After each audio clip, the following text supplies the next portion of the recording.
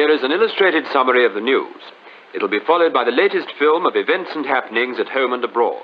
And in interruption to your regular broadcasting, we bring to you, live from the new studio, the Pod Topic Podcast! Xin ciao, motherfuckers! And welcome to the Pod Topic Podcast from our new venue. Yeah, brand new studio. Or shed. Shed. With plasterboard. It's a studio. It's a purpose-built podcast studio. And apparently we purposely built it under a flight path, so you might hear a few planes going past. And I hope it doesn't start raining, because you'll probably hear it hitting the ceiling, hitting the roof. Yeah, it's alright. I've brought loads of sound insulating foam. We'll see what we can do. Just stick it to the roof. Yeah, that's cool. And in the meantime, we're nice and echoey. Yeah. Because we threw together the recording studio in about 5 minutes. In it. What's up with you, Ed? Ed. Oh, right. I'm your host, Tom, and to my left, we have Taryn. Alright. We have Eddie. Eddie is on. And we have Heather Pudding. Hello. You're right. So on this podcast, we have two pots. One from the host, one from the community, filled with topics submitted by both. Draw them out at random, and we chat for about 2 hours. Yeah. And we also drink some goddamn whiskey is what we do. Some goddamn whiskey. There we go. It's been a while since I bought one. It's been a while. So I've bought... I'm sure we haven't had this one. I'm not sure. I've bought the Glenfiddich. Just the bog standard 12-year-old Glenfiddich.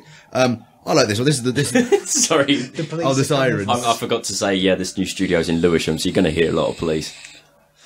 On their way elsewhere, because Lewisham is lovely. Yeah, we'll say that. We're in the borough of Greenwich, thank you very much. Oh, Greenwich, yeah. We're 2 minutes away from Royal Park. So my mum likes They're probably on their way to Plumstead. But yeah, like Glenfiddich 12, this is the whiskey that got me into whiskey. Really? Yeah. It was, it was when I was working at the pub with Beth. The pub shut down for maintenance for like 2 weeks, and on the last night before reopening, or right before whatever, John, landlord, he got us all to come in and just do some cleaning. Yeah. I was tasked with, oh god, why do I always get these jobs? I was tasked with looking into the deep fat fryer, and when I say looking into, I mean pulling it out and just trying to do something about an actual piece of congealed fat behind it. So Rising Sun and Elm. Just go there if you're fancy an upslap meal. Yeah, and then afterwards, like John said, well, thank you. I'm not allowed to pay you for this time. I mean, you already explained, but because you volunteered to come in, have some drinks. So we had a lock in, and just the bar staff and John and his family just having at. Because the drinks were free, it was like, well, what's the most expensive? I know, I'm going to go for the Magnus, because Magnus was still new back then. And then I sort of, in between every Magnus, I was like, well, let's try this Glen, let's try a whiskey. Which would you suggest? And someone poured me a Glenfiddich, and I was like, that'll do. And it's all been like downhill since then. Yeah, the start of a beautiful, destructive relationship. Oh, actually, let me hand out some glasses. Yep. That's right. There you go. And Tom, there's one for you. This is good radio. Yeah, it is. Absolutely. And Well, if he's lovely. do me to hold it to Let's have a bit of a crack then. I didn't do anything. Oh, cheeky. God, still punching the goddamn stands. Yeah, I know. We've managed to set up 2 of the 3 mic stands hanging from the ceiling, so we're not going to be hitting them as much. But Taryn's currently got one attached to a shelf. Yeah. Don't take it as a challenge, Heather. But I want to. Let's see if I can knock it off. So, I mean, apart from obviously moving into the house in the last couple of weeks, what have we all been up to? Snorting whiskey. Snorting whiskey? 2 weeks straight. Well, I went for a job interview at Down House, which is the former home of Charles Darwin. Yeah. It was there to work for English Heritage. Did anyone else just hear that? Yeah. Did they just go out then? It's still recording, so I don't know. Okay. Ah, fine. I think it was the earphones, don't worry. Cool. Yeah, so I went there for an interview because like apparently they like the cut on my jib on paper. I think like I got the interview. Yeah. Looking back on it, because I knew how to wax lyrical about working in old places. Like I threw in some bullshit about. Well, I said not bullshit. It's true. Like one of the reasons I like, I work in theatre is because theatres make me comfortable. I feel comfortable in them. Yeah. I honestly thought Old, you were going to beautiful say buildings. Yeah. I honestly thought he was going to say come. Theatres make me come. So I sort of threw in a bit there as you're part of this storied history, and like even for a small while you become an extension of it. Yeah. And I think that's why I got the interview. I impressed them with that. But like I turned up there, and like pretty much everyone else like had museum experience or were tour guides or had like history degrees and shit. So it's like, well, I mean, this clearly isn't going to happen, is it? And it didn't, unfortunately. That didn't pan out. But I have started. Go on. I have picked up some dep work, some cover work in town and the Novello Theatre, where they're showing Mamma Mia, the ABBA musical. How's that going, mate?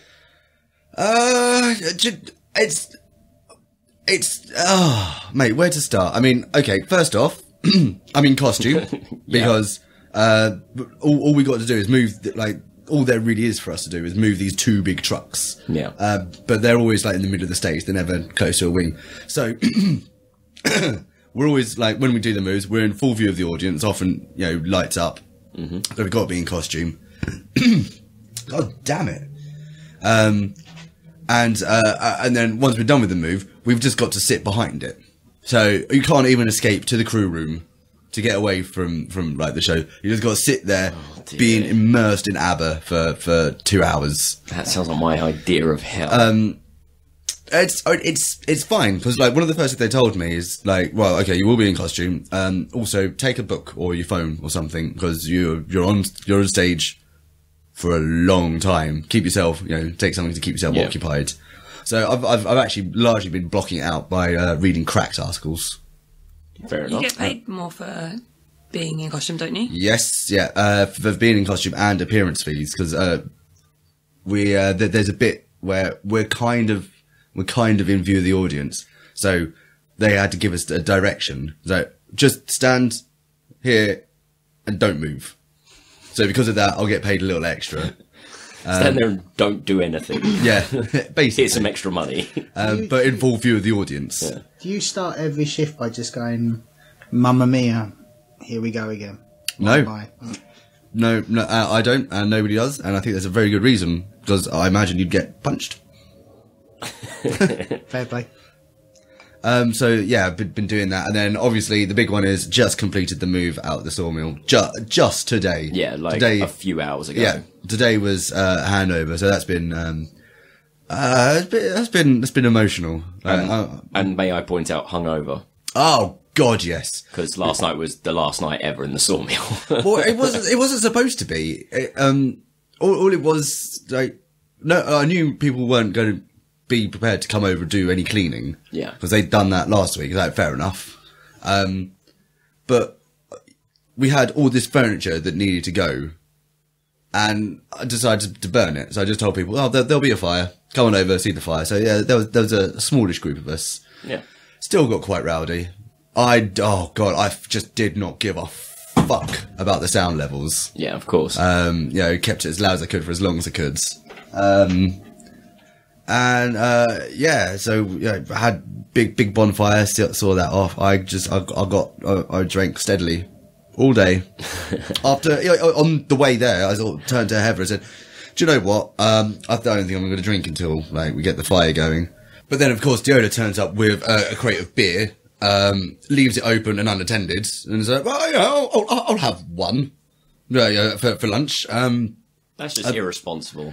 Yes. Leaving a big case of beer unattended. In the sawmill. Yeah, dangerous stuff. That's tantamount to torture. It's war crimes. It's waving a steak in front of a lion, isn't it?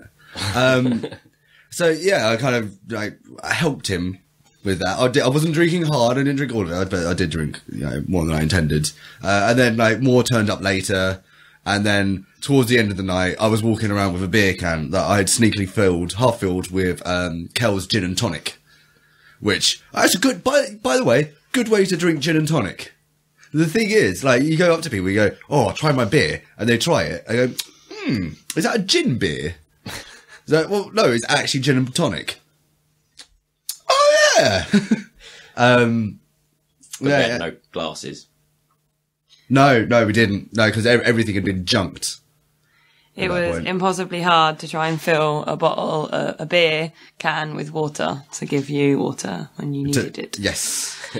Trying to fill, and the tap is very powerful, and it just went everywhere.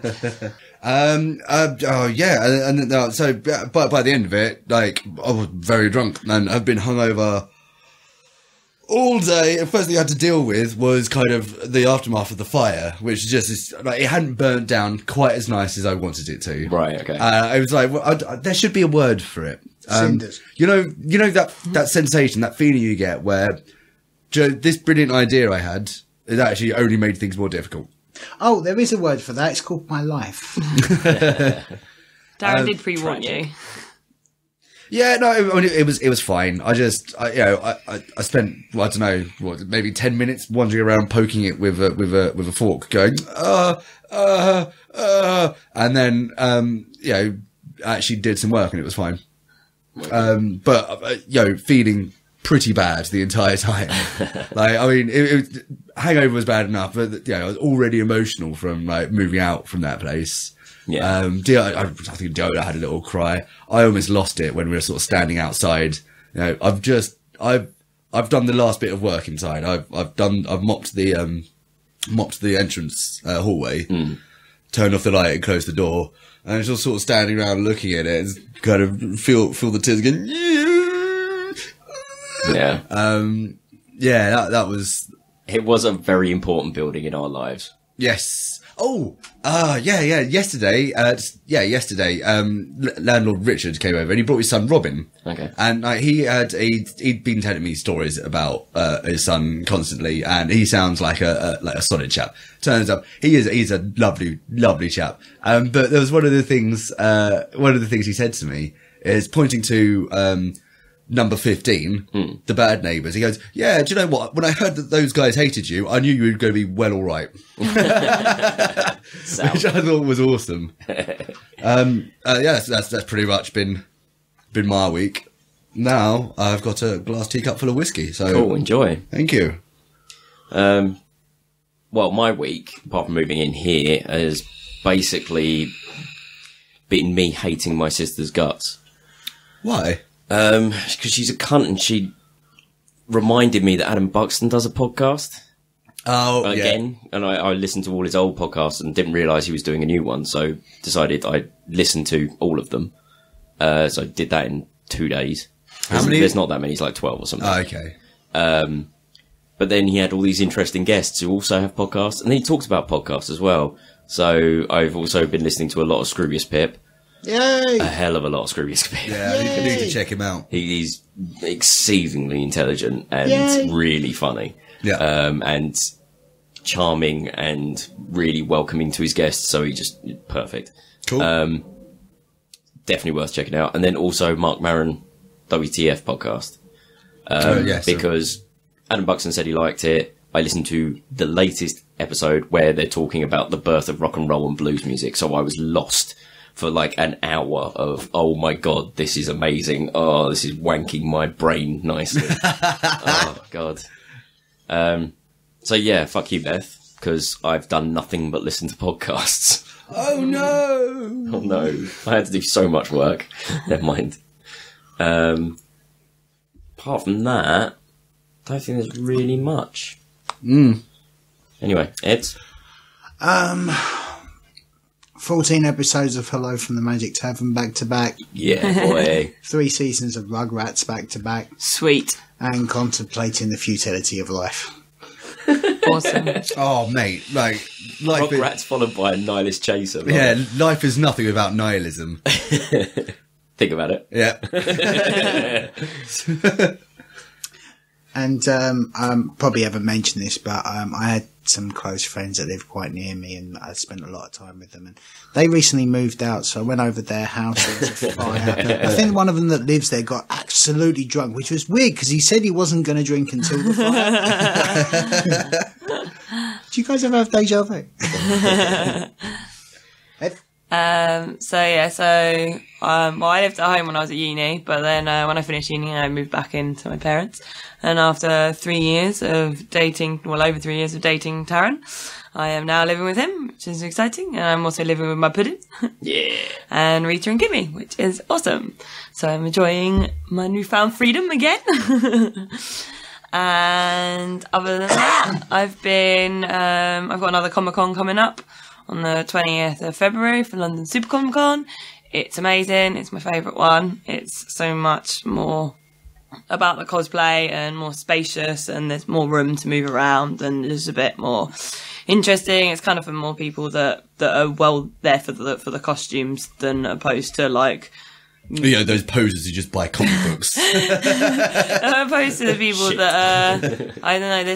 There isn't like the latest PlayStation games aren't there, so the people that are there to do that aren't there for this con. Yeah, it's a lot more about the costumes and stuff. And a lot of my friends are participating in the championships. So my Saturday and Sunday, at the end of the con, we'll be sitting and watching my friends try and compete to win lots of money and free trips to America and stuff, which will be really good fun. I'm looking forward to rooting them all on and potentially thinking about if I want to do it at a con in the future. Well, how's your costume coming then? Well, it's looking good. It is looking fucking good. Yeah, so my costume that I'm wearing is coming along pretty well. I've made the corset, I've made the understructure and the back bustly bit, and then I've made the skirt, and then I'm working on the jacket. What are you going as? I'm doing... As if I don't know, this is host mode. I have doing a group with a load of other Marvel fans, and we're doing Marvel characters as though they were set in the Victorian era.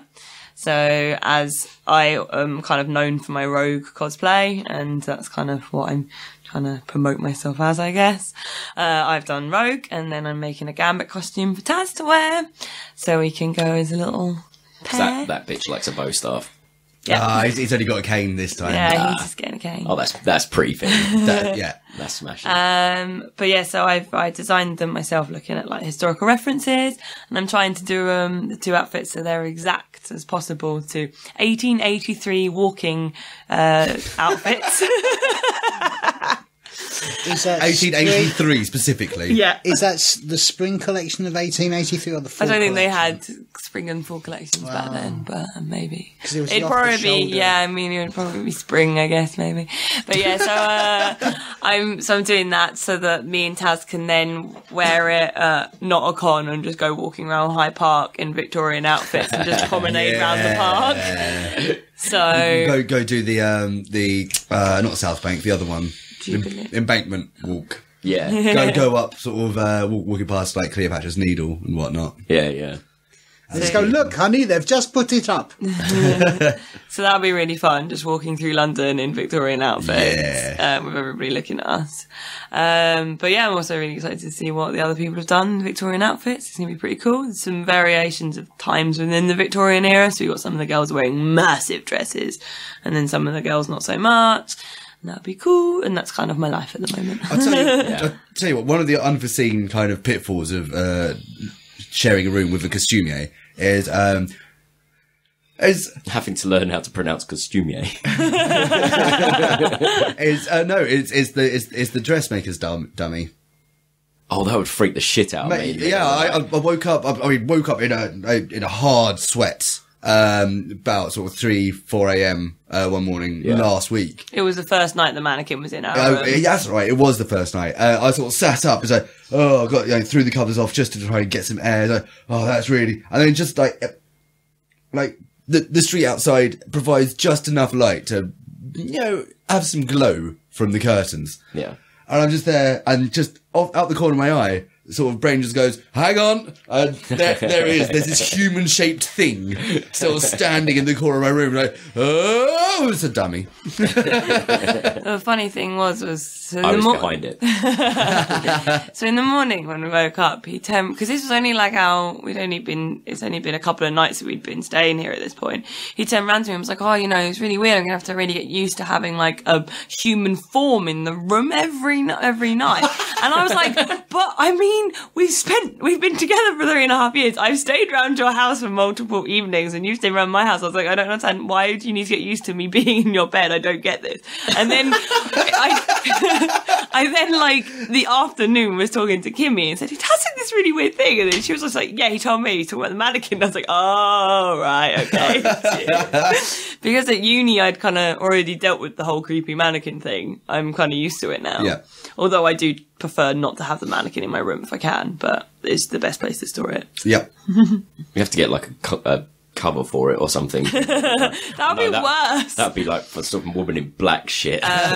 We last year or year before we did some costumes for Madame Tussauds, and it was for the Beijing Madame Tussauds, and they sent us this Beijing pop star guy, what was it? Jay Chow. I don't know who he was, but they sent us this like the body is Jay Chow.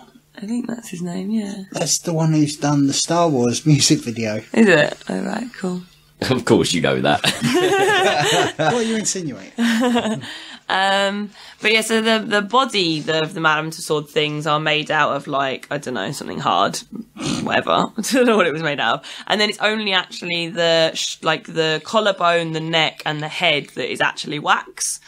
Okay. And they send you the whole body with like the hands and like the legs. The body's attached, but the hands aren't attached to the arms, and the head's not attached. So I built it all up and built it, and they sent it with shoes already on the mannequin, and they give it to you in a really old-fashioned sleeping bag, like one of the ones that are just squares that just kind of do up, and they just have that draped over the top of the mannequin, and that's like how a body bag. Yeah, kind of like a You body get bag. severed limbs sent to you in a body bag. Pretty much. Taz, what the fuck are you doing? Carry on talking. It was going well till then. God, that's so much better. There'll be a moment's respite while Taz gets naked. I'm sorry, listeners. I just realised what he was doing. What he was doing was realised he was uncomfortable because he was wearing underwear, so I had to remove it immediately to start bollock naked for a second. Oh, that's so good. Yeah, sorry to jump in. So what happened is immediately before the show, we realised we didn't have any whiskey, so me and Tom walked round to the Tesco's to pick some up. But I realised I was wearing these tracksuit bottoms. There's a massive hole in the bum. I thought, well, you know what? I'll just put, like, rather than changing trousers, I'll just put on a pair of boxers. Yeah. Just so that it doesn't matter so much. And I've just been sitting here just going, there's something not right. There's something really not right. And then, like, I moved in such a way that it started garrotting one testicle. It's like, it's the underwear. Let's just take that off. God, fair enough.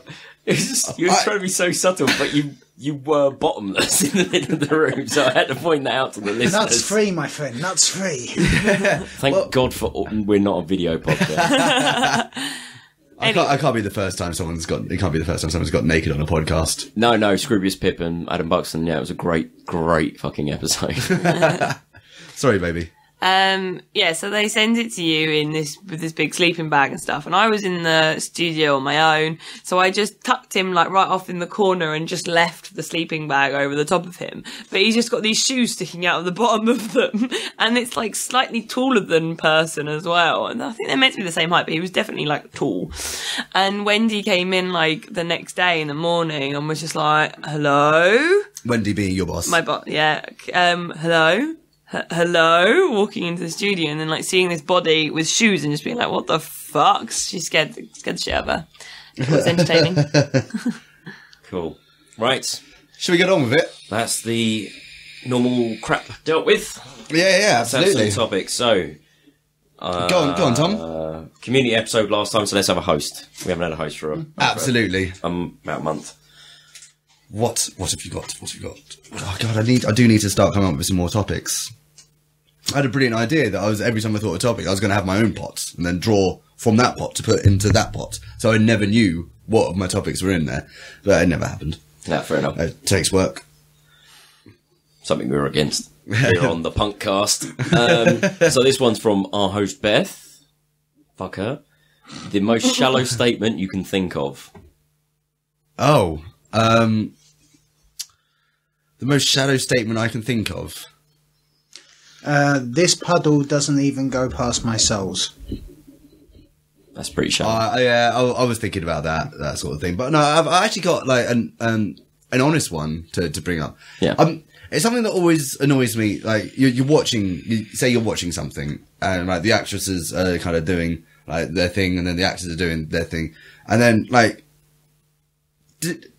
even if they're really like blinding actors and actresses, even if they're incredible and the performances are stellar, like someone quite often will like go, "Oh gosh, it'd be nice if she was prettier." You know, I don't really think she's that pretty. It's like, why the fuck are you talking about like how she physically looks? Just watch the show. I don't know if you've seen that, The Diary of Anne Frank.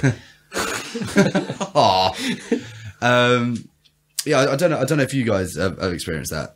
I mean, yeah, no, it's just like they sort of start bringing up looks, and it's like, well, like actually the looks are completely beside the fucking point, aren't they? Actually, yeah, no, Rita did that to me the other day.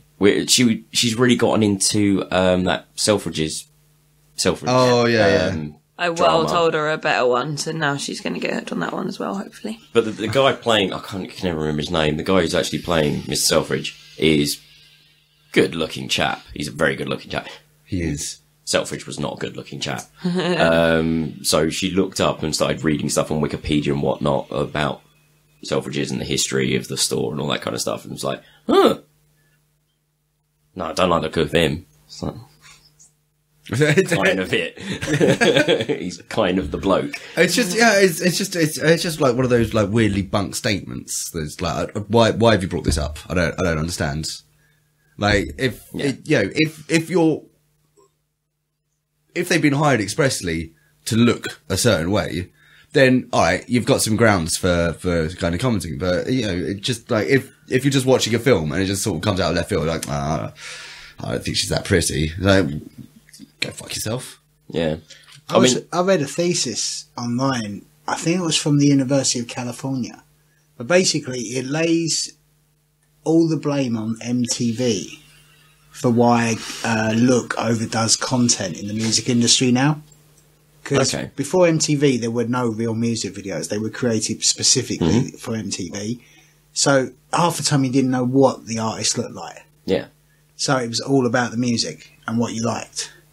And then the moment the music video started, that was because there were like boy bands like the Osmonds and obviously the Beatles and stuff. But if you notice, like even the most cosmetically created of bands like the Monkees, they still were crafted tunes and stuff.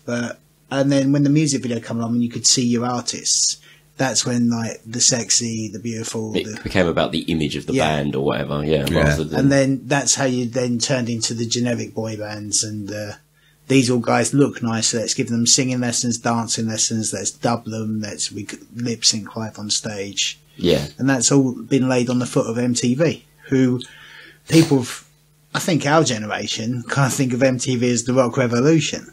I think of it as Jackass. To be completely Jackass and Beavis and Butthead. Yeah, I'm talking about MTV when it was music videos, not MTV when it was TV programs. You've got a few years on us there. I don't think we remember MTV being that, because by the time we were teenagers, we already had like Kerrang and all that kind of shit as well. Yeah. So like Beavis and Butthead were like a one-off cartoon that would happen 10 o'clock on a Friday. I fucking loved Beavis and Butthead. But the thing is, they would then watch MTV as it was. When they were watching MTV, the back-to-back music videos. How are you doing? I need tickets, my mum. That's cool. I used to have a TV remote control scanner that every time I used the remote on my telly, there was a little Beavis and Butthead on the couch that sat on top, and every time I pressed the button on my remote, it went, hit. Cool. Yeah, I mean, there's that meme that keeps popping up every now and then, like in rotation every few months. It's like it'll be pictures like Justin Bieber, Nicki Minaj, whoever else. And then like, this is the music we get now. And then underneath you'll have like pictures of Fleetwood Mac and whatever. And just, And then this is the music that was then. And then finishes off with, let ugly people make the music again. Well, the big one at the moment on that same ilk is the Heaven must have an amazing soundtrack right now. Because dead people, and then they've still got Left Bieber here. Yeah. And they just got a sick announcer today, didn't they? Yeah. Oh, God, that hurt. Fucking Terry Wogan, we got the news today. Yeah. I'll tell you one thing. Dude. At the age of... Stop it and tidy up. No, Yes. at the age of... Bruh. On the age of 10, one of my closest friends at school found out that he was gay. Right. At 10. He came out to me and his parents at the same time. And I had to literally hold his hand for it. Which, bear in mind, he gave me like 5 minutes notice. Like, he told me, then we went into the front room so he could tell his parents. And then they looked at me like, are you his boyfriend? And I'm like, no, moral support. But... Very mature 10-year-old. I know, seriously, man. Like, I'm sure that those weren't the actual words you no. used. No. I was like, no, friend, me. That was more me at 10. But, so, because he found his sexuality very early on, he also found a deep love of Eurovision. And because he started, like, finding other people who were coming out and stuff, and he got his own little gay community, which was really groundbreaking at the time. But they decided to have a Eurovision party because it was a bit of a tradition within the gay community. Yeah. And I got tagged along, and for something in the region of about 14 years, they were the funnest nights of my life. So Terry had a major thing because they loved the spectacle and the camp and the fun about it. But what I truly loved was Terry Wogan was the most sarcastic bastard in the world, but in the dulcet tones that Grandma loves. Yeah. Like, that man insulted people outright. He was a filthy bugger. But he was hilariously dry. But he sneaked it all under the radar. I went out with a girl like that once. The shallowest statement I've ever heard. Hilariously dry. But on the subject of shallowest statement I've ever heard, I think it might be Tom referencing the waitresses he banged on the last episode. That wasn't my fault. The joke was there. I just had to get it out of the bar. Hanging out the back of her. That's the shallowest statement I've ever heard. They didn't mind. They seemed to quite enjoy it at the time. Fuck yeah, I'll have some more whiskey. Damn straight you'll have some more whiskey, sir. Let's Shit's empty. let's get this underway. I was very, very aware that I was pouring it directly over the community chest. I was more worried about the mixer, and then I realised, no, we're safe. we just ruined the contributions of our adoring fan. There's at least 3. It's just hit me. This is the first podcast that I've not just got a 15-minute walk home. Ah, Shame. I've actually got to travel. yeah, you've got to get a bus and shit, That's harsh. or call a cab. One of the two. Never call a cab. £13. Never call a cab. Yeah, fair enough. More shallow statements. Sweet. Do you know what? Yeah, fuck Beth. Thank you. Thank you, Beth. I'm sure that's one of those topics I want to come back to, because at the moment I'm operating on worn out, hungover, sleepy brain. Yeah. I'm sure I have more to say about shallowest statements ever. Yeah, of course. So Just get more drunk. Yeah. Oh God. Basically everything I say when I'm drunk is shallow. Nothing there to. Oh, okay. So which of the 3 gents? I'm going to go for CSB. CSB. Captain Sickbeard. Right. Anybody else? Aussie Day. Aussie Dave. Aussie we Dan. do have an Aussie Dave. No, it is Aussie Dan. Hey. Donald fucking Trump, motherfuckers. You know, Is that rug alive? Like, that wig, does that just scare you? It follows you around the room. It is the Mona Lisa of wigs. It is. It's not fooling anyone, Trump. Lose it. I can't believe, was it the House of Commons where they had to have A debate about whether they're letting him in. I fucking love that so much. Oh yeah. That's just enough great. people They want to- petitioned it. Yeah, they want to try. Well, I don't actually know what the outcome was because I didn't read the article. They said but- that they weren't going to ban him, but Well, they can't they? Because it's not their government. They're No. going to put in a they can request refuse. for him They to can be- refuse his visa on the grounds that he's a hate monger, but they're not going to refuse it on the grounds that we're not going to piss America for a twat. But if you come to England, you get restrictions of free speech put on you so that you can't be a hate monger. Yeah. That's incredible. So if the first time I think he pipes up and starts talking about singling out one race, creed or religion, the police will arrest him. Well, that would be like 5 seconds on the tarmac Yeah. one at the airport then. Oh god, that'd be so. Do you know what? Oh, If could you if- imagine Donald Trump being tackled by a couple of if you could- WPCs? if you fucking amazing. He'd love it. If you imagine if he walked up to the passport checkout and the checkout person just happened to be not a white English person, and he opened his mouth before it's even actually stepped foot on the territory, particularly with those armed police that are around Heathrow, because we'd hate something horrible to happen. Oh, what's the tweet? This was a few years ago. It was before he was running for president. Judging from kind of the amount of followers and whatnot he had at the time, it was like quite early on in his Twitter, tweeting career. But what was it? It was something like he regurgitated a statistic of, there are so and so many unreported rapes in the military alone. It's a big, not nice figure to look at. How do they know the figure if it's unreported? Because you can ask, get and sort of have the information put in anonymously. Oh, Yeah. okay. When I say reported, as in kind of they don't take it to their superiors and take it to court martial and Prosecuted. whatnot. But it's not rape; it's sexual harassment, or is it both? Oh, okay, either way. But it's like there's such and such this big figure of this problem in the military, and it starts off like, oh, okay, fair enough. He's got something to say about this, and then he finishes off fucking like, what do those geniuses think that was going to happen when they put men and women together? Swing and a miss, motherfucker. I do love. What is wrong with you? I do love the. Well, you'll take out the man, and you'll take out the woman, and you'll put them in room, and rape, of course. What a bell I end. do love that he's running on the ticket that he's like a captain of business, but an economist actually sat down and worked out. Yeah. He didn't come Yeah. from poverty. He inherited a shit ton of money. Yeah. And all his investments, casinos, Miss World, etc. If he had done fuck all but left the money in the account, he'd be richer right now. Yeah. Yeah. He's not a captain of business. No, that's the thing. Like, He's never run a successful business. Was it 2 or 3 businesses he's now sunk? Oh, I think there's several. I think 2 of them actually got investigated, but he wasn't investigating himself. The business was investigating that he was a member of. Yeah. What was one of his big competitions though? Is it Bernie Sanders? Yes. Yeah. I fucking love Bernie. There was an infograph sort of going around I saw, and it's like, here's what to say to the to the dickhead supporters.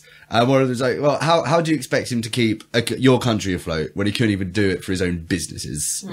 Yeah. Shit like that. The dude is I don't understand. He wants to build a fucking wall round Mexico. he wants to actually, like, the last time this was tried was China in the Ming Dynasty. And it didn't work. There's a reason why you can't find any of their fucking vases anymore. Yeah, I mean, that mortar's got to come from somewhere, man. Crushy. Like, damn Mongols. Mix it up with the bone meal of peasants, and away you go. You got a nice strong wall. I do really hope. Has anyone seen? I hate to reference another thing, but has anyone seen that South Park episode where Shitty Wug's got to build the wall? Yes. Oh yeah. I just keep Goddamn Mongolians! Stop breaking down my shitty wall. That's all I can picture in my head when he talks about it. But I did see something else encouraging.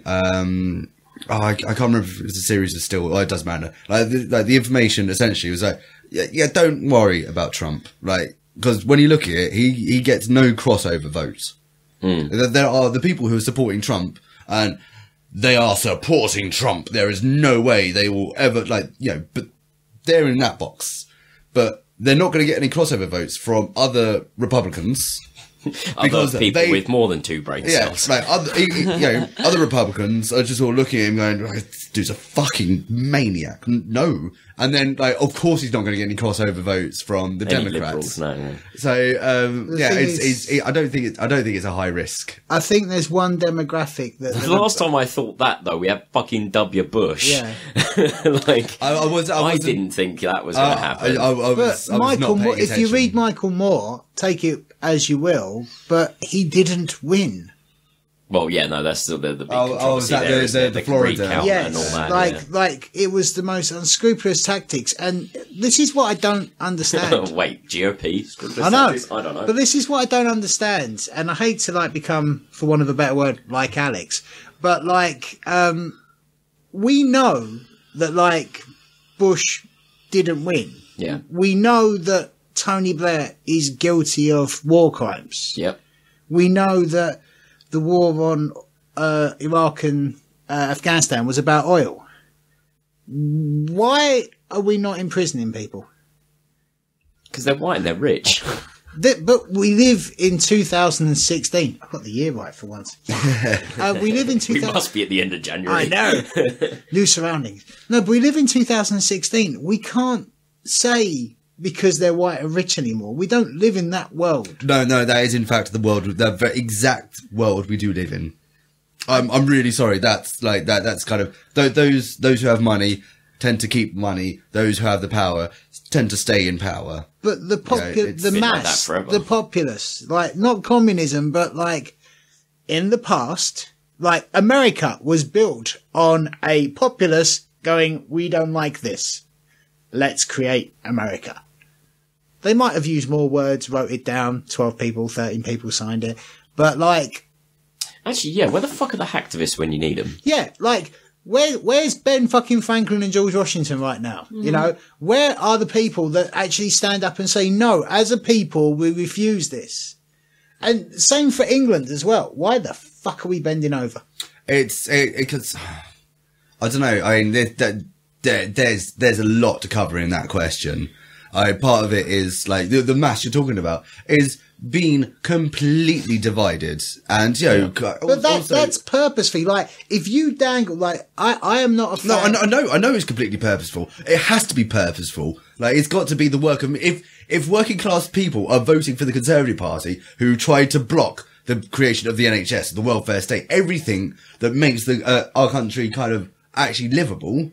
You know, if working class people are voting for them, it's because like people with those interests in mind are getting to them. You know, it's news, it's media, you know, all that bullshit, mate. It's the information age is cursed with the fact that there's just so much information, and the bits that get to you are the bits that shout loudest at you. Do you know what's really like? I'm really annoyed at the moment about bees.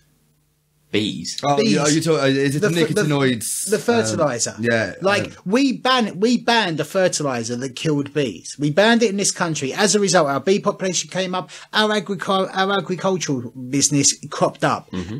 Everything went up. Everything made money. It was a great decision. It was good for the environment. It was good for England. It was good for business. It was great. Okay. But the companies that make that fertilizer sell it in Europe. So they approach Europe and say, how come this country can ban our fertilizer? And so the European Union comes to the English government and says, how you can't ban the fertilizer? Now we can ban the fertilizer. We're only sort of part of Europe. Yes. And we've retained, certain rights to how we control our own country, and we can totally do it. But because the money comes in, we have now thrown away a project that worked. Yeah. It fucking works, but we're throwing away for money. And this is free information, and it baffles me. Mm. What was the question? Donald Trump. He's a wanker. Yes. This is how much of a twat he is. He just puts me off. It was that moment, because it was on the podcast I found out that he was running for presidency, wasn't it? Did you actually find out at that moment? Yeah. I believe that's the moment I found out. That is actually one of my favourite moments of the podcast. There we go. Yeah. Okay, stick it on the list. Stick it on the list. There's something. Foreshadowing. Yeah, foreshadowing. Cool. I mean, we could talk about Donald Trump a lot. I mean, I did giggle quite a bit today. There is one Sorry, go on. abstract. I know how much you hate abstracts, but while we're on the subject of Donald Trump, another millionaire, I think we should acknowledge that Hugh Hefner is closing the doors on Playboy. Yeah. They're not a magazine anymore. Fair enough. Like, it's, yeah. He was that's fine. He was one of Donald Trump's biggest rivals through the 70s and stuff. It's all right. Like, Skin Diamond's been in a few times. There's nowhere better to go now. But did you know you can buy... Skin Diamonds. Fuck yeah, Skin Diamond. Oh, Skin Diamond. You know, everyone has their lists of dinner party guests in their dream. I want Skin Diamond there just to hang out and talk nerdy shit with her all night. Yeah, absolutely. Fucking hilarious. But did you know you can actually buy the Playboy Mansion? But if you buy it, a contractual obligation is that Hef has to live there. So you Your can own buy the personal property, Hef. but Hef has to live there and have access to his room, the kitchen, and blah, blah, blah. There you go, Donald. Stop fucking around with your country. Go do that. Have Go some live fun, with mate. Hef, because that's Big Brother we would all watch. There's a big gate round that big ass wall. Just keep yourself in there. Yes. Donald Trump, he just reminds me of a toddler. Everything, like, the way he holds himself, the way he speaks, it's all, toddle, toddle, toddle, blah, blah, blah, blah, blah, never blah, grown up. blah, blah. What a fucking colossal bellend that man is. Are you saying Donald Trump is Angelica from the Rugrats? But you really have been watching a lot of Rugrats, haven't you? Anyway, on a very, very shallow sentence that I'm about to utter. Did anyone else see that lovely gif of Donald Trump's face being pulled around, like the intro to Super Mario 64? Oh my god! No, I pissed haven't. myself giggling. Thank you, Johnny, for putting that one on the internet. Anyway, I need pop that. Eddie, it's your turn. One from the host pot, the hot pot, the pot of the hot. Feeling dead air. This is from Darren. Darren? Hey, Daz. If you had an unlimited amount of money, what would your ideal festival experience entail? Bands, activities, size, amount of stages, food, etc. I swear we've had this before. No. It was, what would you do if money was no object? Oh, okay. So, it's what's your dream festival if money was no option? Bands, activities, size, amount of stages, etc. All my favourite bands and me. Yeah. I think I would try and for one night only On bumper cars. Yeah, sorry. create the Spawn soundtrack festival. Oh, that would be fucking So sick. each set, so you've got twice the number of bands as appear on the album because they're collaborations, yeah? Yeah. So imagine, if you will, Korn play their set and the last song is with the Dust Brothers doing Kick the PA. Yeah. Then the Dust Brothers go into their set, then break. Oh, so it's kind of like a Crystal fade Method over. for an hour. Yeah. Last set, Can You Trip Like I Do, go into Filter. Yeah. Right, with Seth MacFarlane and Rob Zombie collaborating on the stage effects to have spawns and devils. So like, and the whole thing. You've clearly thought this. No, it took me literally 3 seconds while I was reading the question. A whole Spawn festival, yeah, and the attractions are all like fairground but Spawn centric. And then like Just have all rides to hell and back. Yes. Like have a roller coaster that's literally the ride to hell. And then like have like Ghost House, like you got all the creepy fucking background stuff and that. And then for the food, a pulled pork store every 10 feet that actually has pulled pork with applesauce and stuffing. Fuck you, Bloodstock. You gave us one and it run out of pork on the second day, you bastards. Did it? Yes.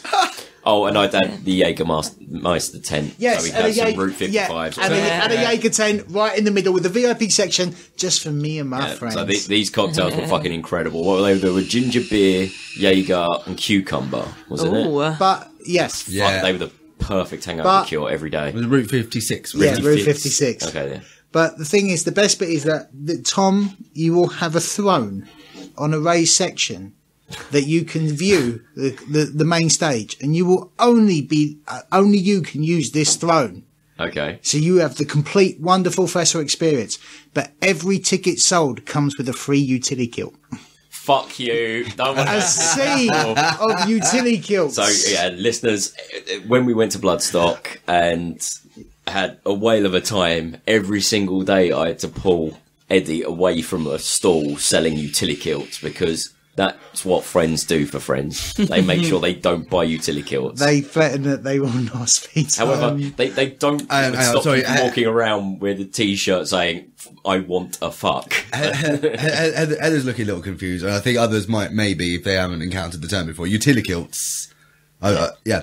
So a utility kilt Call yourself a costume. It's basically a leather kilt. Oh, you could make me It's not even a kilt though. No, it's a piece of fabric with a lot of pockets. It's basically like It's cargo a bum pants bag in a skirt. dress. It's a bum bag skirt. It's kilt isn't fair because it's not pleated. It is basically a leather Oh, they skirt can for be. men, which has got lots of pockets. It's like cargo pants in a skirt. Yeah. Right. They're useful Fucking, things. yeah, but you look like a dick who buys a utility kilt if you wear one. Dude, I was in a wife beater that read need and a fuck. You were, and to be fair, you did. Get half of that. I got coughed that. So I love the man who coughed at me. Oh, hang on. If a random person in Bloodstock, if you're listening, and I know this is a Bloodstock, you were walking out one day and you saw my T-shirt and answered the first call, I don't know who you are, sir, but I salute you and will love you forever. I don't think he's listening. Just on the off chance. So if I had unlimited amount of money, I think the festival would have to be in Fiji. And it would be... Oh, shit. I didn't even think about the country to cite mine. Carry on, I need to think. I think I had a battle around with all the different places, but I think Fiji, yeah.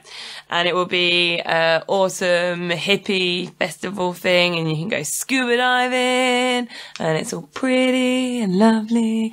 And then there can be whatever, people can have whatever music they like. You guys can all pick. I'm sold on the on the atmosphere. And there'll be like a little section where everybody gets handed cool costumes, and then you can all just be given costumes and then can run around in pretty costumes. And there can be another little... You'd have to make all these, by the way. All the costumes, No, it's she's unlimited amount of money. Tom, it's completely laid back and we get to pick the music, so Behemoth... yeah, Lawnmower Death, I think They the closing Palm night, Cannibal Corpse. closing night would be headlined by Cyanotic and Rabbit Junk doing a Cy Junk collab. Atari Teenage Riot, obviously. Atari Teenage Riot will basically be playing in between every band. Anna Managuchi on the separate stage for Chipheads. Yeah, and then reform Interlock just for one song. Rest. Or no, and actually Army of Me. I was going to say, yeah. And put Slayer on as the headline. But yeah, have Bjork playing. Could I'd have Bjork, yeah, that's fine. John Butler Trio again. Hurt. Yeah. I haven't never seen them. I probably never will. Disturbed. Fucking hell, they'll be there. I'd resurrect Get them Jimi there. Hendrix. Oh, if we're resurrecting people. Unlimited money, mate. Oh, God. Donald Trump's got one in his cellar. He's keeping it hidden from us. Resurrection chamber. Lazarus pit. In that case, I suggest we get Kerry King, his old friends back. Yeah.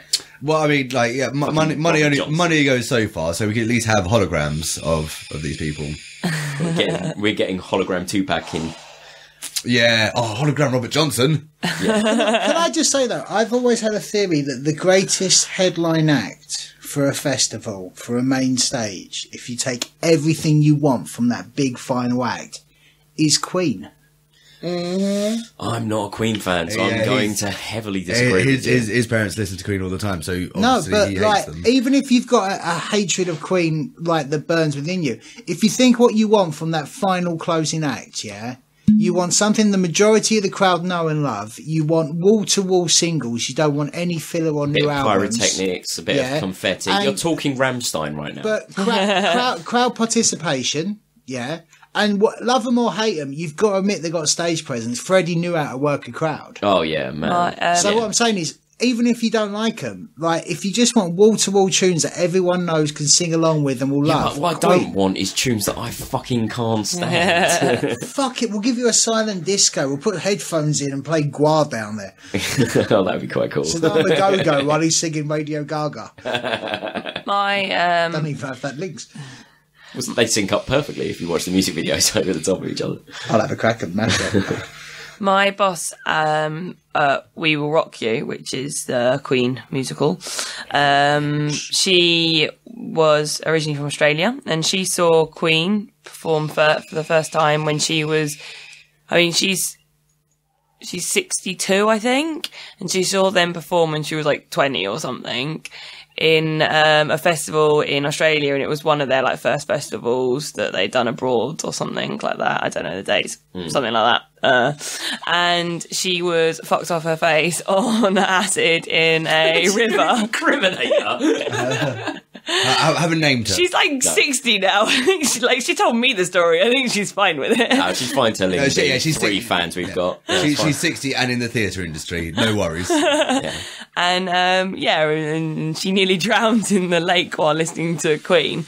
And then having obviously worked with the remaining members of Queen a lot during the working at We Will Rock You. Yeah. And I've met Brian May and Rog as well, and they're pretty cool. But she then told Brian May... She refers to him as Rog. Yeah. Yeah. Fine. She told Brian May about this story and her being fucked off her face on acid, and that's hilarious because he really enjoyed it. Could I bring a point up about, you said you don't like Queen because your parents played it all the time? I think it probably is. I think we might have missed off one thing about what we've done this week. Happy birthday, Mummy Ryan. Well, yeah, absolutely. Is this week? Yeah, I guess it is still. Yeah, it's less than 7 days ago. Yeah, I guess. Your literal mum had a birthday. Your literal mum. Your unequivocal mum. Yeah, she did. So happy birthday, Mummy. Yeah, I baked a 2-layer carrot cake with icing that just really didn't want to stay on the cake and just kept but was tasty as fuck. It was really. It was tasty. I ate the icing for days after. Yeah, you did. There's still some in the fridge, I believe. Nope, I ate it all yesterday with a spoon. Yep. Well, I'm sorry for the interjection. I just thought it was worth mentioning. No, quite right, mate. I do have her to thank for my love of Dylan and you being alive. And that. No, technicalities. And your hatred of Queen. She's resented that quite a lot, I imagine. I've got the scars to prove it, and I've got also the brain scans to prove it, but we won't go into that story quite yet. Yeah, happy birthday, Mummy Ryan, I guess. Happy birthday, Mummy Ryan. Happy Linda. So, yeah, okay, Unlimited Funds Festival. I think what I actually do... So, the one thing I've learned... I'd take my mum. I'd take your mum. I'd take your mum. The one thing I've learned, if there's one thing that every festival needs, it's a clean lake. Yeah. Going to Boom. Yeah, going to Boom last year and having a lake there. Every morning, you get up, you go for a shit, and then you go fall in the water. Oh, you could have do you wipe brilliant first? Kevin and Perry go large moments of shitting in a lake. Do you wipe first? Of course I wipe. Okay, just wanted to double check that because you just took a shit and jumped in the water. There are fucking fish in there, man. Of course I'm going to wipe. What do you think I am? Some sort of animal? Want them nibbling at your bumhole. Well, yeah, they might like it. It does come out sterile. Lots of protein in it as well. Anyway, so the one thing I've learned is like every good festival, it needs a lake. Preferably good weather. Hot is fine, but good weather be like fine enough. So a country where you reasonably chance of having good weather, no problems. Like it wouldn't actually be one festival. Yeah, it would be 4 festivals, but they'd all be part of the same festival. They'd all be happening at the same time. And then you could get to witness it. You could either buy a ticket for just the one festival you're interested in, or you could buy for 2 or 3, or like the complete pass. Also, in this lake there is an island. I don't know what's on the island yet, but whatever's there is not going to be very good for anyone. Cool.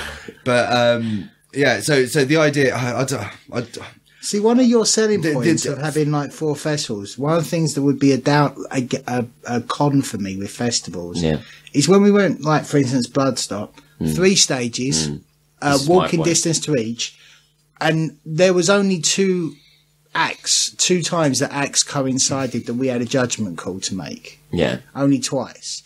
That, to me, was the perfect, doable size 4-day festival, yeah? The thing is, when you go to Glastonbury, you've got to... The first thing you learn is you have to accept the fact you're going to miss shit. Yeah, yeah. And that's the first thing you see on every new Glastonbury person's face, is that we're going to do this, we're going to do this. And then after the first night, there's always that little bit of like, I really want to do that, but no, and I couldn't get across. And it's just too big. And then there's too many people. So 4 festivals together means that there's 3 festivals I'm missing at any given time. That would drive me nuts. Yeah, that's what I thought. Well, okay. Here's the thing: it's like it's all about strategic planning on like when bands are on.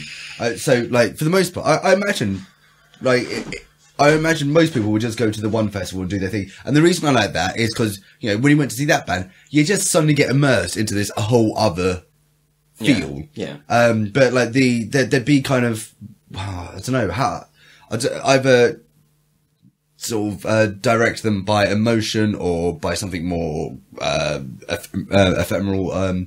But so maybe you've got kind of rage, rage, intellects, euphoria, and or maybe a mind, body, soul, intellects. But it'd be one festival would be a metal one. Another festival would be like prog and blues. Nice. Another would be just straight up fucking dance. Yeah. And the last one would be psytrance and chill. Okay. And you could, like, it doesn't matter. Like, I mean, obviously you'll find the big ones that you need to go see. And I will have, like, remembering, unlimited money, I will fund transport leagues. Monorail. I don't know. I mean, yeah, could Rocket. No, monorail like Disney World. Every 10 minutes, a monorail will hit that station. yeah, or maybe powered zip lines across the lake, or who knows? Zip line. The options. The Interdimensional portal to the world of Foon. But yeah, I mean, I think I'd have that going on. Obviously, the foods. So, like, the foods would skew in a certain way to, like, depending on the festival. So obviously, kind of, in metal and, dance, it'd be a bit junkier, but you'd have a little bit of the other stuff, like, kind of, you'd have the one vegan place, or you'd have the one chai shop. And then kind of the others, they skew slightly differently again. Yeah. But it's all available. But obviously, when you go to one place, you know more or less what you're going to get, unless you really need an Argentinian steak. I did at Bloodstock when we went to that burger van. Yeah. We had an Argentinian steak at Boom. It was fucking beautiful. Can I just say that every festival must have one kiosk that's purely devoted to fibre?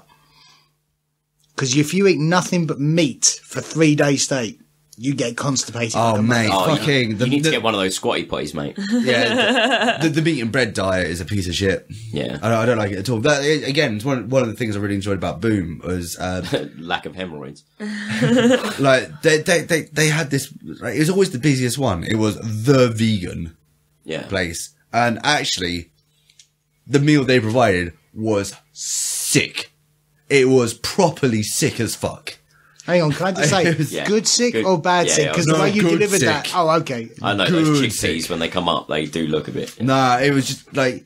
Although it didn't have meat in it, and it didn't have, like, that texture, it was, like, there was always that bit, there's the right amount of fat and texture, and then it got the... all goodness all rounds. So, I'd probably just kind of cobble together... Maybe around a lake, or maybe the campsite is as one, and then like the festivals are orbital, and then there's a lake somewhere. And the campsite would have to have a bin jousting tournament. Oh yeah, absolutely. Like, I'd talk to maybe some a fight club. I'd talk to England and America's top bin jousters. I'd speak to them and say, okay, so you dealt with your utilitarian bins. What would you ideally want for, and then, we'd set that up, proper bin jousting.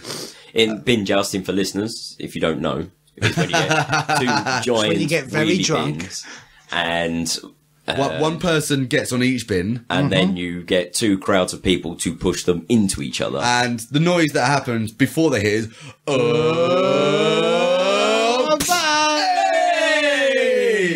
every single time. It's just falling asleep to that noise is so glorious. Oh, I'll tell you one of it's actually really nice. Really nice. A load of people really enjoying themselves really far away. Yeah. This is a nice little dawn chorus. I will say one thing for my festival is that all prices are national normal prices. Like, you know when they've got you in a festival, so they've got you. So then they justify charging you £7 for a burger and stuff like that. Yeah, 40 quid for a 20 bag, yeah. Yeah, my festival is going to be normal fucking prices. I'm just stepping over that joke. So money no object. Like, Free food. I won't charge vendors to be. Fuck it. Money's no object. Give the fucking open bar. Open. Kill that motherfucker. Oh my god! The first aid tent will you'll need a free festival for the first aid tent. Diola wouldn't have to drink drip trays. No. Oh god, that was amazing. Have a store only for orange juice, just for Diola's hangover. Oh god, no, I'd still have to charge for. I mean, I'd pay off the bars, so it would technically be an open bar, but they would still charge, and that money would go to some charity. It would probably go to some liver foundation or something. But the reason I would foundation, I'd like that. the reason I'd have to keep charging for that is because if you've actually got like all bars open all the time, what's happening is just lots of hospital visits. For mine, I mean, this country has a distinct lack of industrial music, and so that's what I would do. I'm not going to go much into that, but in that case, you're holding it in Germany, right? No, it's got to be in this country. I'd hold an industrial and chiptune festival. Oh fuck yeah! Industrial chiptune. Industrial chiptune. Wow. Nothing sounds like go to that. It just sounds like people rubbing grates against it. Industrial chiptune is like it doesn't break no matter how hard you fuck it. Because I've got one up. What? You've got a topic in your hand? Yeah. Okay, I didn't know that.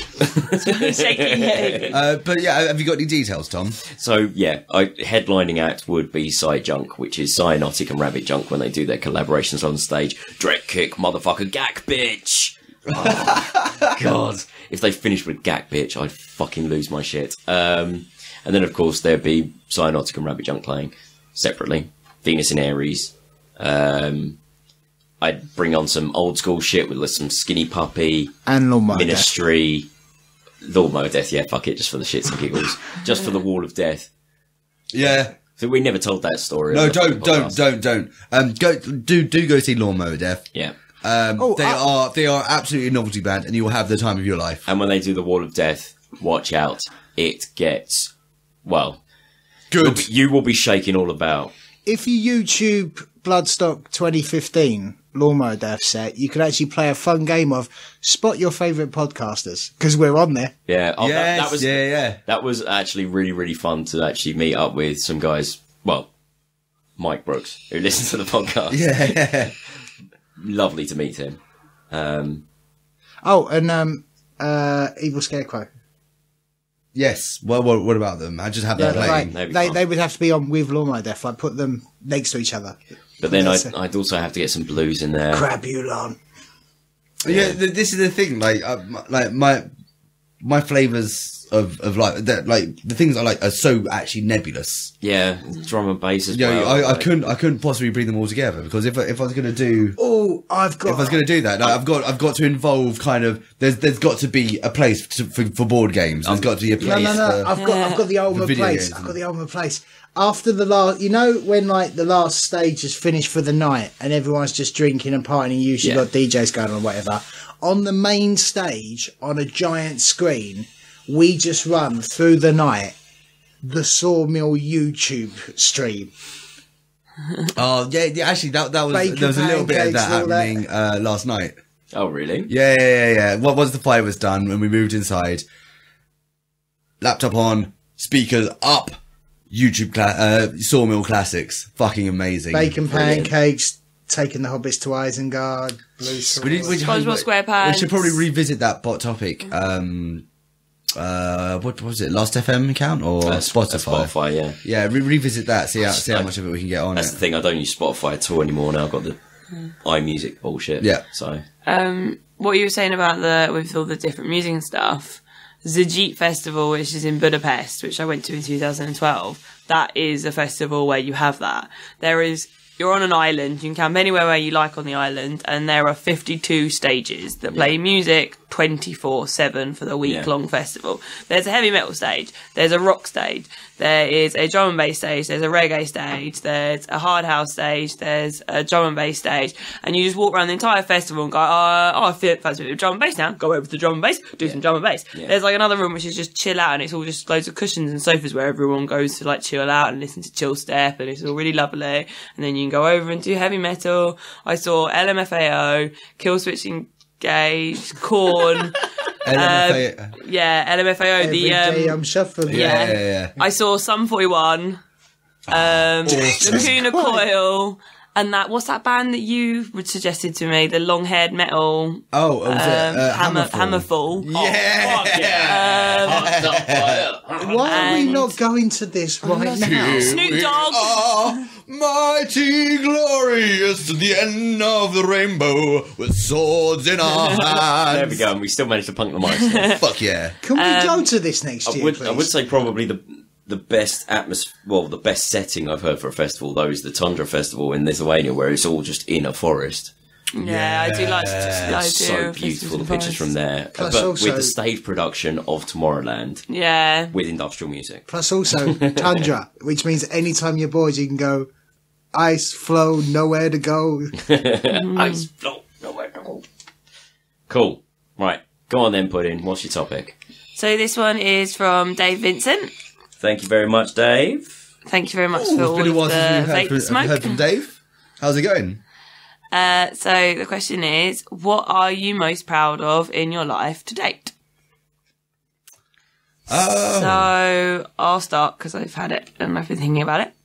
And I think at the moment, the thing I'm most proud of is probably my big gold dress that I made at Wendy Benson's Costume and Clothing, where I work. And it was for a company called Miss Anelia, who set up photo shoots, and as a photographer you can go and pay, I think it's like £1,000 or something, to go and be on their location, use their models, their location, their lighting, and then you get taught how to take like an amazing photo, and I think you do a bit of Photoshop thing as well. Cool.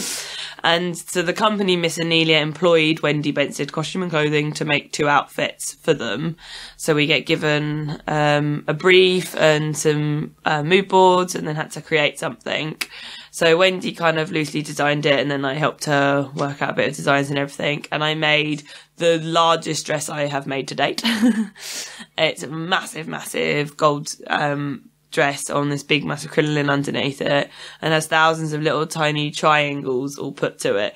That I had work experience girls cut out all the squares that you fold it in to make a triangle, and then I pinned it all in place, and then had loads of interns sew all of these triangles on for me. And I made a massive jacket, like Victorian jacket with these big cuffs, and it was all like floaty back, and it was all very pretty. And I've only seen one of the photos back from the shoot. Is it something you can put up on the Instagram account? I think I can, as long as we tag Wendy Benson Costume and Clothing. And Fine. Keep an eye I might out, have guys. to check with her as well, but yeah. Yes, please. And I've only seen 1 or 2 of the shots back from the shoot so far, but they are amazing, and I am very proud of them. And the company who we made the dresses for, actually, they felt that the chateau in France didn't do it justice enough, so they're going to reshoot the costume in the new year. So there might be I think they want to do a shoot in the forest, because it looks kind of like fungally and stuff. But I reckon after, hopefully after the Victorian costumes get finished, hopefully I'm going to be the most proud of them. Cool. Very cool. Yeah, good. Oh, you should be well proud of Gambit. Gambit's well sick. And your rogue is incredible. It can't be understated. Have you put any of those pictures up on the Instagram account yet? Really should. Listeners, again, go check her out at facebook.com/Gone Rogue Cosplay. It's good. It's good for you. Yep. It is. Tom, Oh, don't look at me, mate. I'm too humble. I got one. Go on, Eddie. Just before a recession started, I started a little business of DJing. Yeah. Parties, pubs, clubs, blah, blah, blah. And throughout a recession, I managed to start a business and actually flourish and make a profit. And then decide to leave it on my terms to move. But it's something I created. Just me. Yeah. I invested it in myself. Yeah. I had some pretty help cool. from my friends. Yeah. You know, my friend Andy Peck, I should shout out that he threw me some gigs and helped me get my foot in. But I was a DJ when I was very, very young. And then I gave up on it. And then, yeah, it wasn't always glamorous. You know, it wasn't always like our friend Jason dropping mad beats and stuff. But like, sometimes it was playing kids' parties and weddings. But it got me some money and cleared some of the debt. And people enjoyed it. yeah, Yeah. and he's available for weddings, bar mitzvahs, Yeah. christenings, funerals are brilliant when he's throwing Wakes down the fat beats. karaoke Oh, wake. mate, you have not lived until you've seen this motherfucker at a bris. Oh, actually, screw all that. My one thing I'm truly proud of is a gig I did, which was a wake, and they wanted karaoke. Okay, so Drowning Pool. Nice. No, literally, they had it was an Irish family, and they had such a sense of humour about it that, like, the first person that kind of got up saying "Danny Boy" crying, I was like, oh god, it's gonna be one of those. Then some pissed up uncle literally just stood up and went, right, enough of this, broke out Knock on Wood, and then that was it. And we had Going Underground, we had Bat Out of Hell, we had like some people didn't quite get the joke and did like Angels and stuff, which was quite sweet, but like they were proper going for it. And if you did a funny one, everyone just laughed. Brilliant. And that was a truly great set. But yeah, you know, it's just nice to Yeah, mate. actually create something of my own, and that and the sitcom script that I'm trying to currently, it's possibly maybe going to sell, but not to jinx myself. But yeah, proudest of just creating shit and putting it out there, even if it's just silly sketches on Facebook. Yeah. Tom, how can your answer not be this podcast? Yeah, No, I was it is, thinking but I was that. trying to think of something more original because I've already said that about 1,000 No, fucking because times. this is one of the few things I'm really proud of. Like I've not put in anywhere near the amount of effort you have, but I am like insanely proud of the fact that it's basically a year now. Well, So this is as episode this 26. one comes isn't it? out, it's a week before. Well, it's technically 8 days before our anniversary. Yeah. Because the first podcast was recorded on the 6th of February last year, and that's in 6 days' time.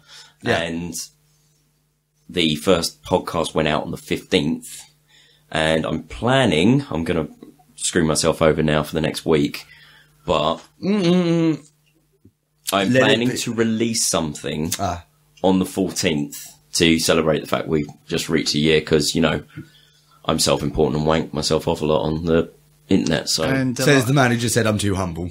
and a lot of the people that listen to podcasts are going to be alone on Valentine's Day. Yeah. No, we're all going to see Deadpool. What the fuck do you think that's going to be doing? Fuck yeah! I'm going to be at work. No, what else are we going to do on fucking Valentine's Day? I'm fucking We doing had it. this conversation. We're doing it.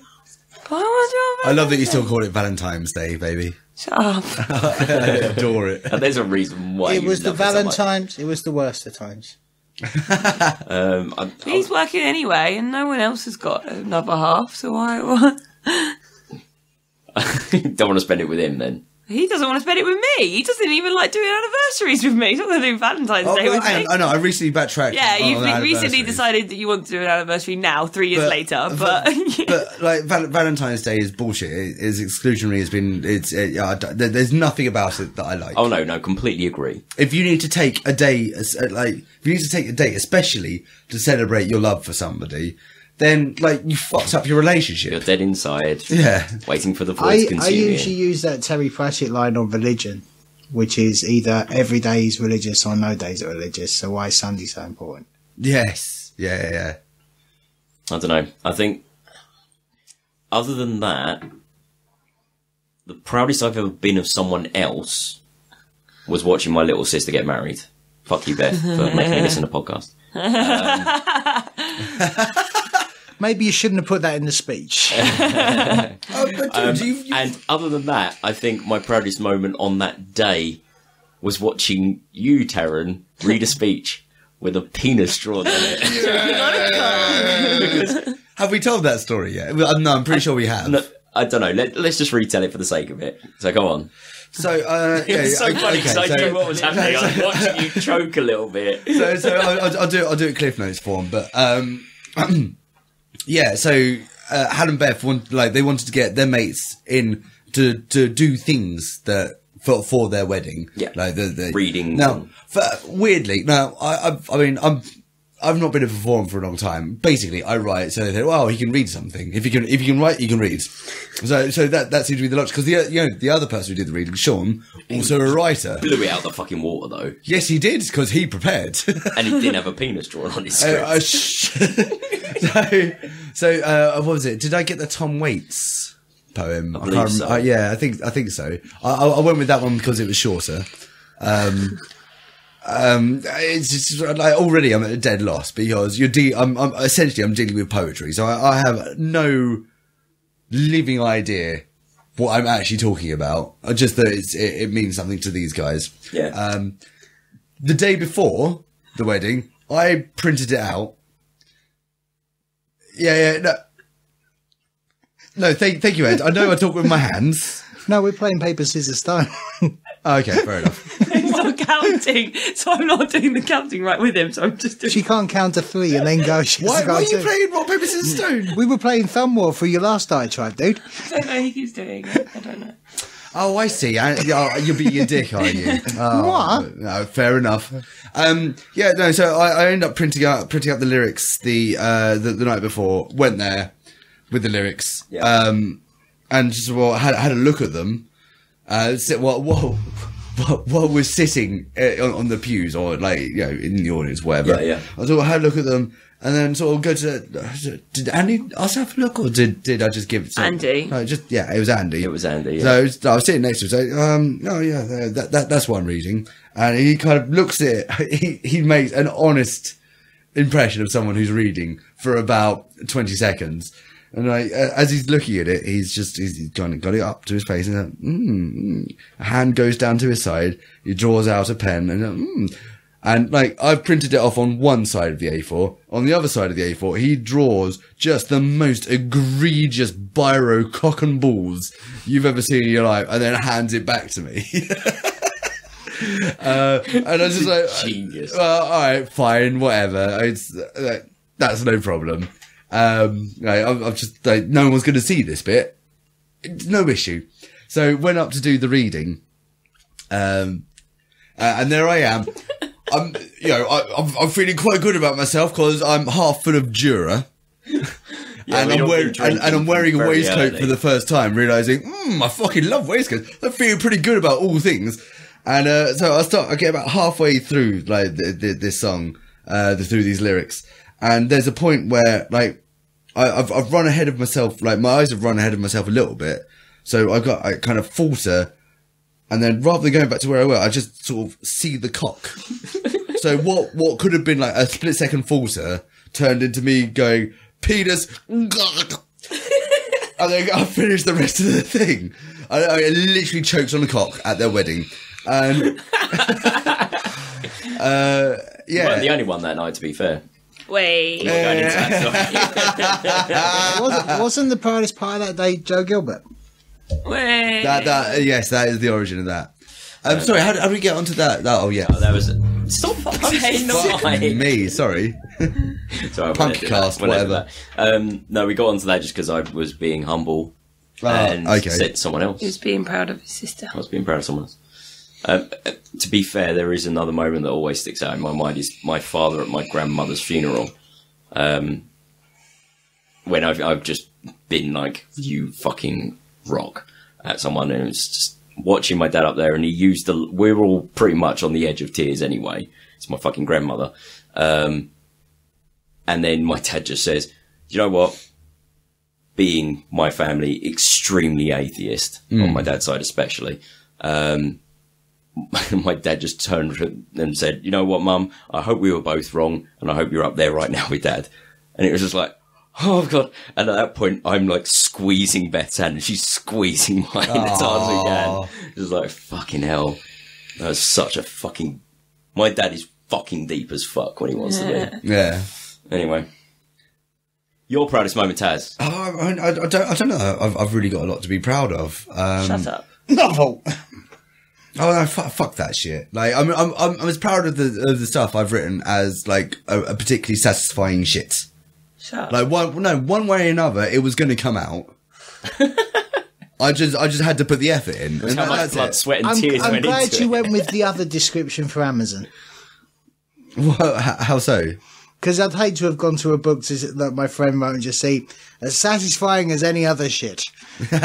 Signed, the author. Oh shit! You should have written that on it. Yeah, no, I kind of, I did. People's, for God's sake, people talk about like, you know, writing a book, you know, do as like some big achievement. It's not like that shit I've just done in my spare time. Yeah, you've spoken about that before. It's, you know, it consumes me for a while because that's what happened, and then it's done with. And you know, I'm happy with the results. I'm happy with the way people received it. I'm glad that I at least have the ability to not make a complete shit show of myself. And some people really seem to get off on it, which is wicked. But I have difficulty being proud of it because it's just a natural, you know, it was just a thing. It's a thing I do sometimes. It's like I'm going to completely paraphrase you here, but it was when you said on the podcast, it's you feeling your most happiest is when you're just sitting there at a word processor. Yes, yeah, absolutely. And it's just something, there's no creative, there is creative input into it, but there's no forcing it because you feel so comfortable. Yeah. Like when you get into the flow of it, it's wonderful. But like I have difficulty feeling pride for it because it's just, I mean, it's not a biological process. It's a psychological process, which amounts to the same thing. Yeah. You know, that's just kind of a thing I do. So that's not a point of pride. A habit. Like pride, I suppose, actually, we're going back to the very first episode here, aren't we? Are we? Yeah, this was the question. Did we actually do this question? Yeah. I think this is the first episode. Like, what are you most proud of in your life? Like it none before. No. I remember what the question was from the first episode. Oh, what was it? It was speak about your successes and failures. Ah, okay. Right. Well, yeah. Again, I was going to get like the only other thing I've got to be proud of is, well, no, it's not. Like I already know what I'm proudest of, but I'll walk up to it. Come take a stroll with me. Come take a stroll, ladies and gentlemen. Yeah, no, I suppose there have been aspects of my career in theatre, even though it's come to an end now because like my back's an absolute piece of shit. Like there are points, like there's certain people I've worked with a lot, Yeah. who, and like, I get feedback, and it's just like these people fucking love me. They only know me through really the work realm. Yeah. Like I've separated home and work almost, no, in fact, entirely, completely. Yeah. Apart from me. Apart from you. Yeah, but you're fit. But yeah, it fucking fills me with joy, and I feel really proud of what I've done and who I am when I learn that there are people, despite the fact that I've become kind of more unreliable recently because of my back, people who would rather I'd be there on a gig. Mm-hmm. You know, I've heard that from like a number of sources, and that's really heartening to hear. That's something I feel proud of. The other thing would be kind of getting into performance flying. Mm-hmm. That's something I decided just to do. Like I was doing the thing at Peter Pan, at the Churchill, and I spoke to like the technician who came in for the performance flying rig. I said, how do I do what you do? So, well, I don't know, maybe get this qualification, get this qualification. If you get those, just give me a shout. Here's my email address. And I went, oh, okay, yeah, I could fucking do that. And I did. Yeah. Oh, I went out, absolutely did it. And, you know, and I did that job for a while, but again, you know, that's got to phase. I think actually my ultimate pride in life is actually just sitting across the room from me. You smooth motherfucker. No. Yeah, this isn't this isn't lip service. This is like, I mean, I don't understand how I've ended up with Heather. No, neither does anyone else, mate. Such a crushing talent. Just a prodigious kind of ball of love and just care. And I don't know how it's happened, but it has. And yeah, that's always going to be my proudest achievement. I still remember when you just like first started hanging out with her. It's like the look on your face. You were like a giddy school kid. Exactly was like a giddy school kid. Fucking adorable. We ripped the shit out of you, of course. But... yeah. But yeah, I think Heather is the thing I've got to be most proud of. Like not only for like me, but for in seeing what she does. I have a constant source of pride. Yeah. A lot of it vicarious, admittedly, but yeah, it's heartening. No, I just sound bad because I didn't say you. I'm so happy my girlfriend doesn't listen to this podcast. Oh, Heather, yeah, never mind. Let's not get into self-deprecation. So that's all of us. Tom, I believe you got a topic. I'll put it back. Oh, you bellend. So I'll pull out another one. Musical interlude. Shit. I don't have one. We'll work it out. Fix it in post. Yeah, absolutely. This is Talanas. with their track, Nothing changes. and then I'll fill in the gap and probably ignore that whole blanks that I've done. Hal is a dirty birdie. He likes to put rodents in his knickers and Rice Krispies down his urethra. Happy birthday, Hal, you whore nugget.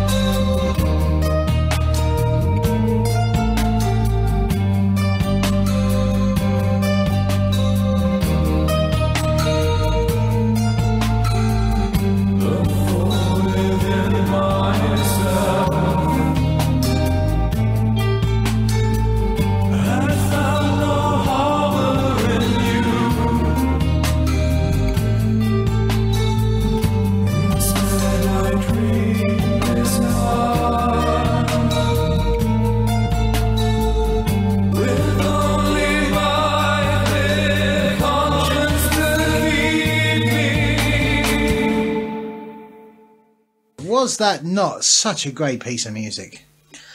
Oh my god, it was just breathtaking. That bit where he did the thing, oh my god, that was good. Do you know what? It's once in a generation that you'll hear music like that completely and utterly describes the minutiae and the detail involved in pretending you're a microwave. I mean, not since Pitch Shifter have we felt such moving words. There about was subject. Because we're all contrived microwaved, safe in the knowledge that we'll all be saved. See, like, I mean, all round, it was a fucking incredible song. But it was the middle eight. The middle eight in particular did this thing where it wasn't just descriptive. It almost kind of gave you the actual sensation of like this one particular, like you could almost. It's like doing it, like it's like you were like Nike. doing the action, but like you were Nike. Yeah, it was just like the middle eight. It just made you feel like you were tearing open Christmas paper wrapping. It was incredible. And the bridge almost caught me to orgasm. Well, when you bring construction into a masterpiece musical interlude, just like that. I mean, it's the Robert Louis Stevenson of music. yeah. Thank you. I was trying to think of a bridge. Who's that bloke who did those bridges in Wales? Eisenbard, Kingdom Brunel, motherfucker. That Brunel, thank you very much. That's who I was trying to remember. Did you know? Yeah. Tower Bridge was built by consensus. Like something like people submit. Like there was like a free. So everyone sort of wandered up to shore and went, "Oh, I think there should be a really grandiose bridge here." And No, everyone went, I mean- "Oh yes," and then suddenly there was. They opened up. I think it should be in London. What do you think? They opened up. They opened up a national competition, and Isambard Kingdom Brunel was actually on the panel of people judging it. Mm-hmm. I believe this is right. It was a while ago since I read up on the subject. I could be completely wrong, basically they took 3 blueprints and combined them. I thought you were going to say judges. I thought it was going to be a fucking like a pop idol style thing. Wouldn't even know it to reference it, my friend. Neither do I Never really. I had seen to an really episode. struggle to think of the name of the TV program just then.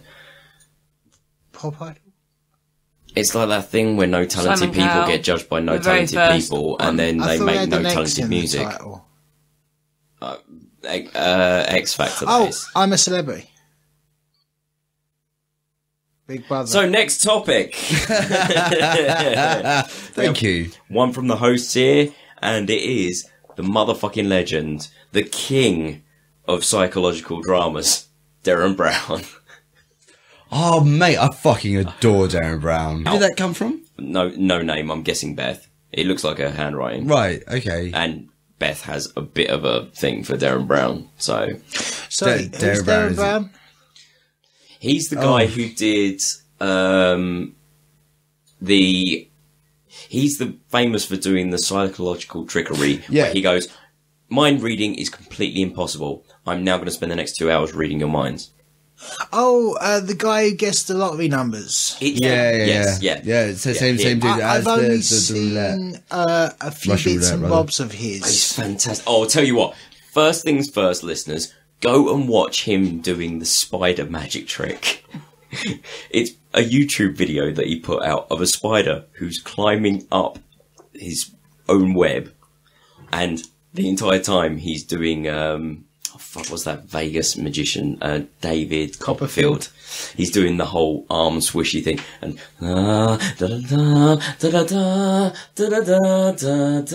And this spider just looks like it's levitating, but it's just going up a web, and he's just making it raise up with the power of his mind and magic. It's fucking phenomenal. His YouTube videos are some of the funniest shit on the internet. Oh really? I need to check him out. He's a comedic genius. My favourite Darren Brown one was when he was doing it all live and getting some guy to... he was trying to convince this guy to take £1,000 out of his guy's credit account or something and then give it to Darren Brown, but he fucked it up massively and it didn't work, and that's why I liked it. Yeah. I think possibly my favourite actual stunt that he did was he put someone under hypnosis and then brought them sort of out of hypnosis, and they were playing a video game, and it was like a zombie video game. And then all of a sudden, Oh yeah. he had actors come in pretending to be zombies and all that kind of shit. And the guy sort of momentarily lost his mind and then started like firing the fake gun at the zombies in the real world, and they all just acted and like fell about and all this kind of stuff. And it's like this guy had to be brought back out again. Did you see the zombie one? Incredible. He did. I think that's the one I'm talking about. No, not. The one at the airport. No, okay, no. Okay, so different one. Yeah, he did the one with the zombie shooting one where like he's given a paintball gun or whatever. And, that's right. There's another one where he wakes effectively what he does is he wakes a dude up into like full on zombie survival crisis. And it's all based around this this airport, and there's a whole fiction to it that he's created. But you know, there's this. It's not zombies. It's infected. Like, okay. they've got something going on with them. But like, no, I mean, as a magic, well, it's not a magic trick. Like his particular brand of trickery is quite light on the ground. It's all based on like he selected the person suggestible enough that, you know, if he does this plan, he can make them believe that this is going to happen. Yeah. And, you know, like working up to that's really interesting. But like the actual event itself, I remember watching because it's a two-parter. It goes on, and like I said, there is an entire fiction to it. There are other characters, and there's stuff to do with these characters. It's all been planned for, and the variables have been accounted for. But like I remember watching that, and it made me cry. Really? Yeah. Watching this dude deal with this situation that he believed to be absolutely true at the time. Just deal with it in the way he would deal with it. Maybe I'm misremembering it because I remember it being quite similar to this. The only one I can actually remember off the top of my head was quite simple. He took a wallet, pulled out three £50 notes just so they're visible, put it on the floor in the middle of London on the pavement, drew a yellow circle round it and walked away, and came back like 14 hours later. The wallet was still there, just on the basis that because there's a yellow circle round it, no one picked it up. Yeah. And that kind of went, that's kind of funky. Yeah. Yeah, He does some really cool stuff. He does. He does point out some interesting stuff. What was it? I think it's a gag he used in one of his live shows. It's like if you're honestly on the train, if you're on the train and you don't want someone to sit next to you, don't put your bag on the seat. Oh yeah, that's not going to work, because if someone wants to, if they really want to sit down, they'll sit down. So rather leave the seat empty. And if you don't want them to sit down, before they sit down, before they begin the process of sitting down, catch their eye and just rub the seat and smile. And that's more likely, that they will most likely pass on from that. Or punch you in the face. Nah, well, maybe. Or take their trousers. But being punched in the face is a daily risk, I feel. For you, yeah. So what? I feel I should actually try and hunt down the back catalogue of Darren Brown, because I feel I'm missing a trick. No, you really have. Yes. I recommend starting with his YouTube videos because they're just fucking funny and it shows you some of his personality. I can kill an evening on YouTube very easily. They're fantastic. I think one of the most important things about Darren Brown is he, you can all think of the great magicians. Mm-hmm. The ones that we've all seen, just oh fucking hell, that's pretty good. Houdini, David Blaine. Yeah. Darren Brown has a particular charm and charisma that is just absolutely incorrigible. Tom's shaking an upside down whiskey sniffer at me, so I think he wants a refill.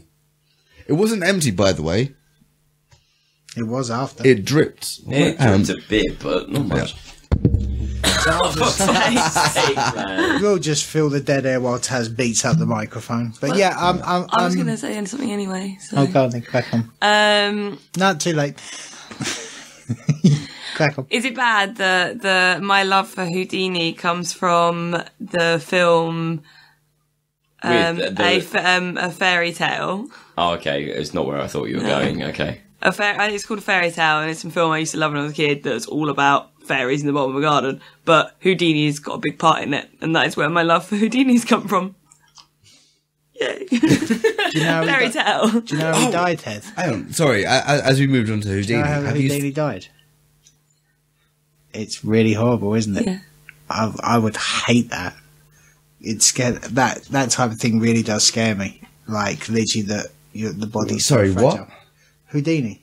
Oh right, yeah. He died because he had a challenge that he opened up to everyone, which was any point, any time, punch him in the stomach. Yeah, like okay. So the thing was, it wasn't like it wasn't just people wandered up to him and punch him. It was something he'd been doing for a long time, and it just kind of created a damage over time. That internal trauma. Have you as we're on him, have you seen the Netflix series Houdini? It's a two-parter starring Adrian Brody as Houdini. Okay, all right, It's fucking good, man. It's well good. cool. But yeah, going back to Darren Brown, there's, I think my favourite thing about him is that he tells you that what he's doing is not magic. It's not mind reading. There's nothing psychic here. He's really upfront about that. Beyond that, it's not possible. Yeah, exactly. It just says it's not possible to actually do this. I'm and going to trick you now and make you believe that it's true. Like quite often he'll I say quite often. Every now and then he'll reveal like the mechanics behind a trick. Mm-hmm. And it's I don't know. It's just the way he shows it up. It's like, look, this isn't magic. You know, it's not magic. I'm categorically stating this is not magic. Well, that's kind of been his shtick for quite a while. Yeah, is that kind of thing. So, he does it so fucking well. He does do the voodoo that he does do so well. My favourite part of it is like when he gets to explaining or kind of hinting at a trick. Or, explaining how the trick was done, how it's created, how it's formulated, all that. He only ever kind of half explains the psychology behind it. It's enough to give you an inkling. And it's enough to like give you that, still leave you with that bit that magic's really good at. It's like, how the fuck did that happen? Well, it was like the Penn and Teller sort of stuff where they did that as well. Penn and Teller. It's the one where they do the cup and ball trick with see-through cups. It's touchdown. Yeah. Darren Brown. Me and Beth just will sit there for an entire evening and just watch bullshit videos he's put out. The only time I've actually really... He's a fantastic entertainer. He's hilarious. The only thing I've seen hilarious. of his any time recently was he turned up in Sherlock. Oh, did he really? Yeah, when they were trying to... I haven't seen Sherlock yet. I've got to go back and watch it, I know. You fool. I've got to watch the batch. So, Taz has met him. do you know what? Hal used to play with him as a kid. Oh, yeah. Oh, really? Apparently so. I think he's lying. Anyway, should we have a next topic? So, Darren Brown's awesome. Yes, please feel some dead air as I have my voice distorted by vape and reached And the community alcohol. chest. Okay. While he reaches into the community Dead chest, do you realise while we've got even people, me and you will always pull from one pot and Taz and Head will always pull from the other?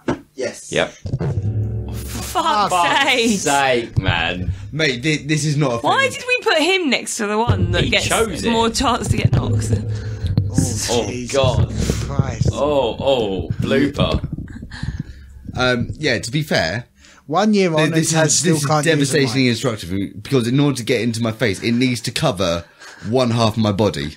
Yeah, I know. Why didn't you put it from higher up and then have it coming down? I put that mic up.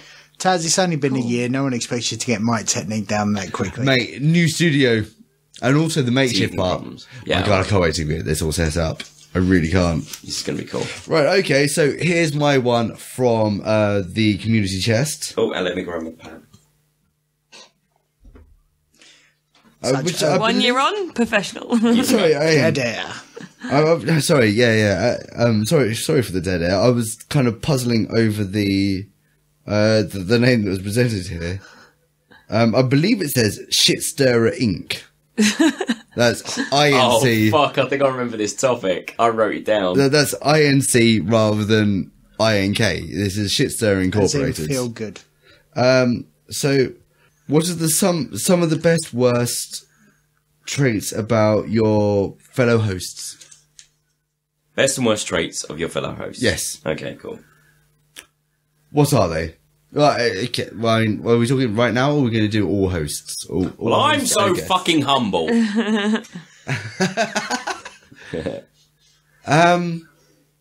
Well, I mean, quite often we have a tendency to get quite drunk when we need to record something listenable. Yeah, case in point. Yeah, exactly. Yeah. He says, reaching for his whiskey. Fuck yeah, I forgot about that. Good man. Taz seems to be incapable of saying anything without banging the mic. Yeah, that would be... That's that. I mean, it's nothing new, but yes. I tend to drift off the mic quite badly. Eddie just won't stay next to a mic. Darren also won't actually be anywhere near a mic when he starts talking. Diola peaks like a motherfucker. Yes. But that's him in reality. He peaks my eardrum.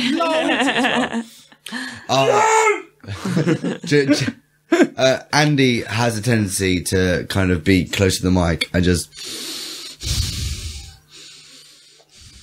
Oh, I've heard that on a couple of There is one episodes. thing we can all say, which is... We all have to smoke constantly, so we've all got our fucking vapes out. Yeah, that would be one I'd say. I think it's Tom that's the worst. Oh, yeah, because Tom just sits there while everyone's talking, just goes, when I'm listening back. I think I start very well, and then by the end of the podcast, I don't care. So it's just like right in the mic. This is so lovely for the listeners. There is a point just after the toilet break halfway through where Tom just gives up pointing at the mic to me and just lets me just go quiet. I figure I'll get it in post. Although I tend to get the hang of it within the last 3 minutes of the podcast. I love that. You mean the outro trim? I mean, you're supposed to be away from the mic so I can talk. Yeah, that bit. However, saying that, the best traits... Actually, no, we're completely... I don't think we're actually asking the question here. Because the question is actually the best and worst traits of the hosts. They want us to... Of them on the podcast. They want us to air our dirty laundry. I was trying to avoid that. I was going to say, but the fact that I get to talk to all my better mates and just bullshit for 2 hours every week. It's fucking hilarious. That's one of the best bits. Yeah, absolutely. And that's the best bit. And they all bring their own personality to it and it shows through. We love their faults. We love all of their faults. Yeah. So best trait. Oh, do you know one of the best traits is there is a handful of people. There's you, there's me, there's Beth. No, that's not me listening. Some of us have done it. Also, we attempt at professionalism sometimes, which is really cute. I find that really entertaining. Yeah, we try. We pretend. For about 30 seconds. Yeah, absolutely. Do you know what? One of the worst traits is when Diana and Andy are in on a recording, and we got to do so to explain this to the listeners. In order to get kind of a clear free sound profile for the recording, we've got to have a couple of seconds of silence so that Tom can with the Audacity can capture that is the ambient background noise and just get rid of it in the final edit. The program will just remove that from the rest of the recording. Listen, Andy and Diola recently have taken to every time we need to have a silence, they will find something extremely obtuse to do. In fact, it was in the bloopers for the last issue. Yeah. Was it the last or the one before? It was the last. I think it was the one before. It was really bad. Every time we thought we were going to get a silence. It was the last one because Andy kept laughing every time we tried to go for it. Okay, fine. But so we're talking about this in terms of the podcast, aren't we? At the moment. I don't want to talk about this in terms. You want to air our dirty laundry? Yeah. I want to just get down. Well, Tom's obviously a recognisable necrophiliac, and the corpses do stiff up the place a bit. Who am I hurting? They're fucking dead, mate. My grandma. She can't feel it. She never could when she was alive, but we're not going to talk about my pants region. I mean, the only reason it's done any harm is because you know. Other than that, no harm's being done anywhere. In my defence, he was doing it in front of me. It was hard not to My know. best trait is that I tell you at least. Yeah, but you could warn me before you He's start. trying to involve you in a significant part of his life. My gran would not approve. She's not that significant. Your grand's Wow. dead, dude. She's one of a cupboard full. Like, Put the skulls back. put the lotion on his skin. Put some lotion on the skin. I quite like, both of you and me have done it at times, and this is getting like super wanky, but our preparedness to just like sacrifice other shit to make sure we can do a recording. Oh yeah. I've turned down, since this recording has been done, I've turned down at least £500 worth of work.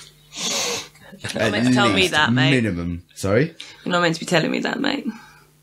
What? For the past year? Oh yeah, like it should be pointed out. Like the podcast takes priority over most things in my life. If I can do it, I'm going to make it happen because, like I said, it's something I'm proud of. It's no longer proud of you, babe. That's fine. It's the podcast. No, that's fine.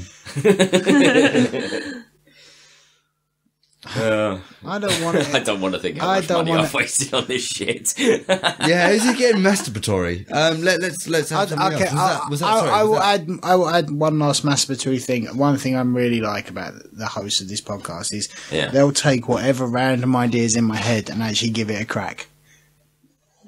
So I like some of the stupid suggestions I've made up over the time have been like a Star Wars marathon, an Evil Dead marathon, singing over your closing titles, doing rounds for the songs and that.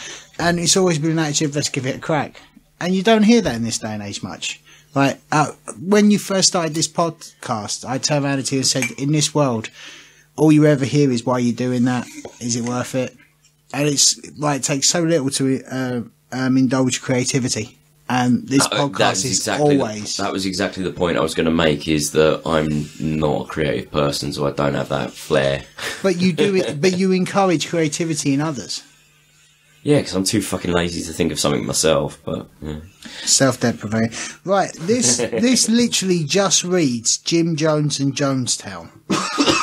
Sorry? Jim Jones and Jonestown. I don't know what you want me to do with this. Don't know. Sorry, that's come from the host pot, hasn't it? Yeah. I have no idea. Do we look it up or do we just put it back and get another one? Let's just put it back. Well, not even put it back. I say we talk about Jim Jones at Jonestown for a little while, because that dude is a cunt. He's a proper cunt. Like, Jonestown it's a well-sweet place. Alright, so maybe, like, the residents well-sweet place. It's the most inbred place in that particular country. No, I understand how you think I went in there and they went, do you want to eat my uncle, my brother and my father? Daniel, come here. It's fine. It's fine. Inbred. Like, it's one fault. Like, Jonestown's is this one where fault. Tom Jones comes from? Jonestown's one fault is that maybe, like, people there are a little too fond of wisteria. Other than that, like, it's well sound. Like, everything's, like, it's all tidy, it's all nice, it's a well good place. And the, it's the spiritual incarnation of the film The Wicker Man. And, Jim Jones? Yeah, and Jim Jones, well, he's absolutely the black sheep of Jonestown. See, I disagree once again. Is that Tom Jones' little brother? No. Fuck's sake. I disagree once again. Jim Jones was a hard-working man. He put money into the weaving industry for decades. And then as a return on his expenditure, he created Jonestowns for the hard-working weavers. Yeah, okay, so, yeah, absolutely. He added something was to... that a fucking Firefly reference? No, he added something to the weaving industry because he had to have a lot of nets woven in order to catch the neighbours' kids and, like, make sure they wake up in a nightmare. Like, to be fair, Jim Jones, he never sexually abused the children, but he did psychologically scar every single one. I do not deny that he is the spiritual characterisation behind the child catcher in Chitty Chitty Bang Bang. That's an established Manson and Tom Jones. That's an established fact. Shit, not Tom Jones. Stop saying Tom Jones. But like, I admit that's a true fact. But that don't let one blight mar an otherwise perfectly sculpted career. For instance, Jim Will Fix It helped a lot of children. Well, yeah, but What, lose their virginity? Yes. yeah, but Jim Jones never interfered with the children. He just fucks them up. Because you know what? If there's one thing I've got an understanding, having met some children, They're hot. Children need fucking up. But like, They really do, because those guys have no idea. There is a whole generation of Jonestown that have been brought up with a realistic attitude. Not a pessimistic, a realistic attitude. You're right, and they became were the fucked up from a young age. They became Tom Jones. They became the current middle-aged. Fuck's sake, where's Tom Jones? They became four friends in a shed recording a podcast. Wow, dude, no. No, it's more. Ow! You can leave your head on. See, It's not Tom Jones. There may be a thing, like, we're getting crossed over here, because, like, the Jonestown I'm talking about is in no way metaphorical. No, neither am I. I'm talking about It's the literal Jonestown. I'm just saying that life is normal in Jonestown. What I'm trying to say is it's not unusual. I don't know. What's that reference to? I'm not sure. Like, I mean, they have, like, the cat, they had the cat rescue centre, and every time I walk past and go, what's new, pussycat? But no, sometimes you've got to go back to the green grass of home and take your hat off, or leave it on if that's your choice. Oh, fuck's sake. Why? Because I'm a sex bomb. Because I'm a sex bomb. Wicked. So I hope that answers your question. Baby, I believe you got one lined up. I love topics where we don't know what the fuck is going on about. I love that me and Taz can have a diatribe argument, like, with passion. Tom, did you just get on board with some whimsy? No. I think you did. I think you did. No. I was very... no, because whimsy involves you flittering from one thought to the next. I was stuck on one thought the entire time. So I did pick out a topic. It's from Captain Sickbeard. All right, Dom. I think I've translated some of the words in this from the handwriting I can't read, but there are other main words I cannot read, so I'm just passing it to Tom. It's not, it's Kel's. So this is, I'm excited about the...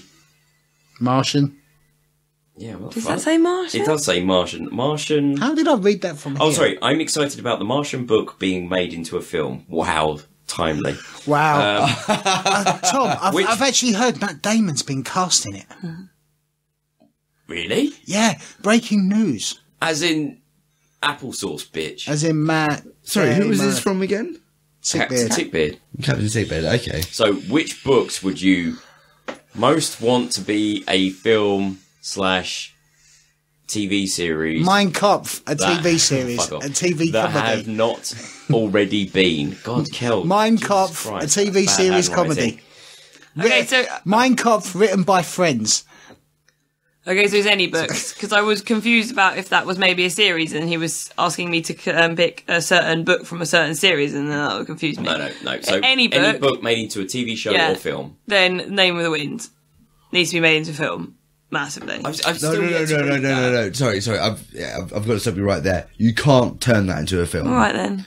Like, Name of the Wind would be a brilliant... It would be a 12-part series. A 12-part series, then. Minimum. Fine, series. But it could be done, except... It's not the sort of thing, like, if you're going to be honest to it, it's not the sort of thing most television audiences would go for. Fine. No, Fine it then. doesn't matter. But if it was made, it would be fucking Firefly in stature. It would be incredible. Okay. I would state that my choice would be the Gortrek and Felix series of Warhammer books, done with a Peter Doodah from Lord of the Rings type budget. Oh, fuck me. There does need to be a 40k movie. Like, Space Gothic is something that should be explored. There's been several. What, movies? Yes. Live action or animated? Animated. Yeah, I was going to say, no, like a live No, action. like 90-minute animated. Yeah. Space Hulk and stuff like that. Oh, okay. They've They've never not done- really followed... like through though. They've never done battle though. They've always done 40k. They've never done, like, bearing in mind that we live in a world where Lord of the Rings and Hobbit have made orcs and goblins big money. Why are we not going to the source material? Like, World of Warcraft trailer looks shit. No, fuck fantasy. Go fucking Dark Future. So, I know I bring it up all the time, but Charles Stross, the Laundry Files series. That would be an incredible series of movies. That would, no, not movies. That needs to be a fucking BBC series. 6 episodes a book. Absolutely doable. No. It would be incredible. Like, if you get the right guy playing Bob Howard, you've fucking destroyed it. Where I've read up to, which isn't very far on Mark on the third book. But no, I thought you got to the second book because the third one wasn't on Audible. Okay, maybe the second book then. But it just seems like it's made for more of a long form thing. Especially the second book, because it's basically a James Bond film.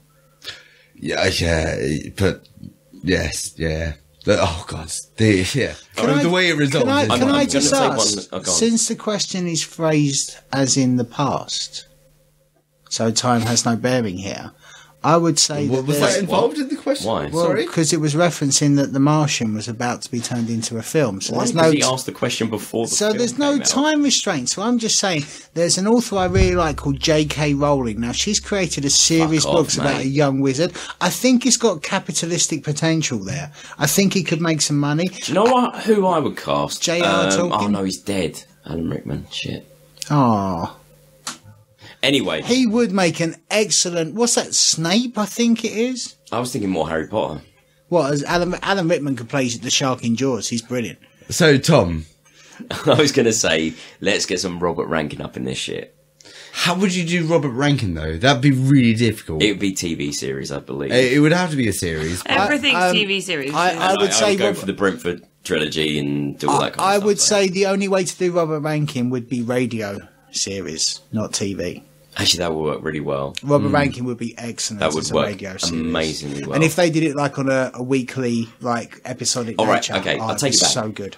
Do a TV series of the what's the series? The post-apocalyptic Brussels sprout themed. Stark. Sorry, the what? The post-apocalyptic world. Fuck's sake! What's the Fungus the Bogeyman. No, are you talking about Robert Rankin? Yes. Oh. It's the one where Elvis, like, time travels with a sprout. Oh, yeah. Fuck's sake. Yeah. I can't say. Heather, did you have another thing? What about Captain Fry? Captain Fry? Not Fry, what's his name? Frey? No. Oh, Yeah. shit. Oh, shit. Oh, you are so fucking on the money there. That would be good. So, me and Heather have been reading. She's finished the last book. I'm about to start it. It's a series called The Tales of the Ketty J by Chris Wooding. Armageddon the musical. Sorry. Yeah, it's the series is called Tales of the Ketty J. It's by Chris Wooding, and it is as a book. If you liked, or even if actually, fuck it, there's no such thing as liking it. If you loved Firefly, this is the book series for you. Like, it is, it's kind of vaguely steampunk, but it's a little bit Western. Also fantasy. And pirates. Yeah, what you're dealing with is airship pirates. Okay, fair enough. Well, that is very Final Fantasy. And yeah, like Howl's Flying Castle. No, nothing like that. No actual airships, nothing so massive in the sky. Fair play. It's one of those things that would make a brilliant series because the characters are exquisitely well portrayed. It's really well written as well in terms of that you slowly learn all the characters and little bits about them, like a series kind of is. Of when you have like one episode's the backstory, and that's kind of how the books are written. Mm-hmm. Yeah. Oh, I have a good one. Yeah. There's a graphic novel, Deadpool graphic novel. Okay. Where a Loki for a laugh gives him the power of Thor. It is so great. And now we're living quite close to a Deadpool film where Ryan Reynolds is actually doing it right. I would love for that to be made. Brilliant. Because it is just the funniest thing you'll ever read in your life. I don't know. My favourite Deadpool comic I can't remember it completely thoroughly, but it involves him versus Hawkeye. No, Bullseye. Which is the villain? Bullseye. Bullseye, thank you. Oh, yeah. I know the one you're talking about. And it involves Deadpool wearing a suit of meat. I'm going to leave it there. I'm not a massive Deadpool fan, but he has his moments. Let me put it this way, you know there was a run on Deadpool where... Because he's a running joke. But, yeah, but you know there was a run on Deadpool where Loki gave him the features of Tom Cruise for no reason. Yes. We live in a world where, yes, you could have a Ryan Reynolds film with Tom Cruise playing Deadpool, playing Tom Cruise. Fuck it, yes, every Deadpool comic should be made into a film, now. Alright, we got time for one more. We are at 2 hours and 10. We aren't really... No, we're at 2 hours and 2. With musical interlude. Oh, yeah. So, ladies and gentlemen, I think we should wrap that shit up now. First podcast in the new studio. Echoey as fuck? No, I don't think so. We'll see. Yeah. What do you want over the closing credits? I believe you had an idea earlier. Did I? Yeah, you did, because you were walking home talking about it. No, it was you. It was me. I've walked around a lot tonight. It was Taryn. So, last night we did a burning in effigy of Tiki. Oh god, it was so good. It was the burning of the Pope Tiki stuff. So I'll put it up on YouTube and share the link to LU. You'll see the stuff at some point because I'll finish the how to make Tiki Carnage video. Oh shit! Still not put that out. No, I haven't. And then I'll put that up, and you'll see the stuff. But we ended up burning that on the big furniture fire last night. And for it, I created a song, which I think might be suitable. Just about this, because I can't be asked to think of anything else. So, do you guys remember? Yeah. No. Tiki mae, tiki mae, tiki mae. Can I just back over the top? Tiki Ooga chaka, ooga, ooga, ooga chaka, ooga, ooga, ooga chaka, ooga, ooga, ooga chaka, ooga, ooga chaka, ooga, ooga, ooga chaka, ooga, lost in the feeling. Share and tell a friend about this podcast. It's the only way we get known as the way.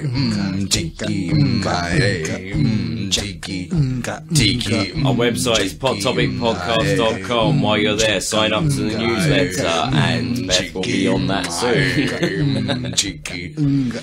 Our Twitter is at pottopicpodcast. Noodles, chicken, noodles, chicken, noodles, noodles. Search Pot Topic Podcast on Facebook and Tumblr. Noodles, chicken, chow mein, chow. At Pot Topic Podcast is our Instagram account.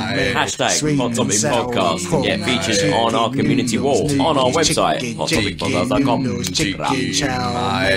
Emails at pottopicpodcast.com. Send your feedback, send some messages, send some love, send some pizzas. I'm quite peckish right now. Rate and review us on iTunes and maybe Stitcher if anyone uses that. I don't know. Thanks to everyone who has actually reviewed us on iTunes. I'll give you a call out later. Next episode, promise. Like the video on YouTube. Share, like, subscribe. Share, like, subscribe. Share, like, subscribe. Hey, how boom, deep in the middle of the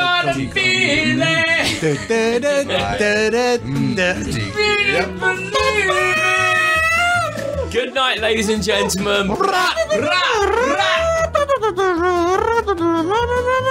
Bosh chicka bab. Wow, chicka wow wow. Jive Tucky.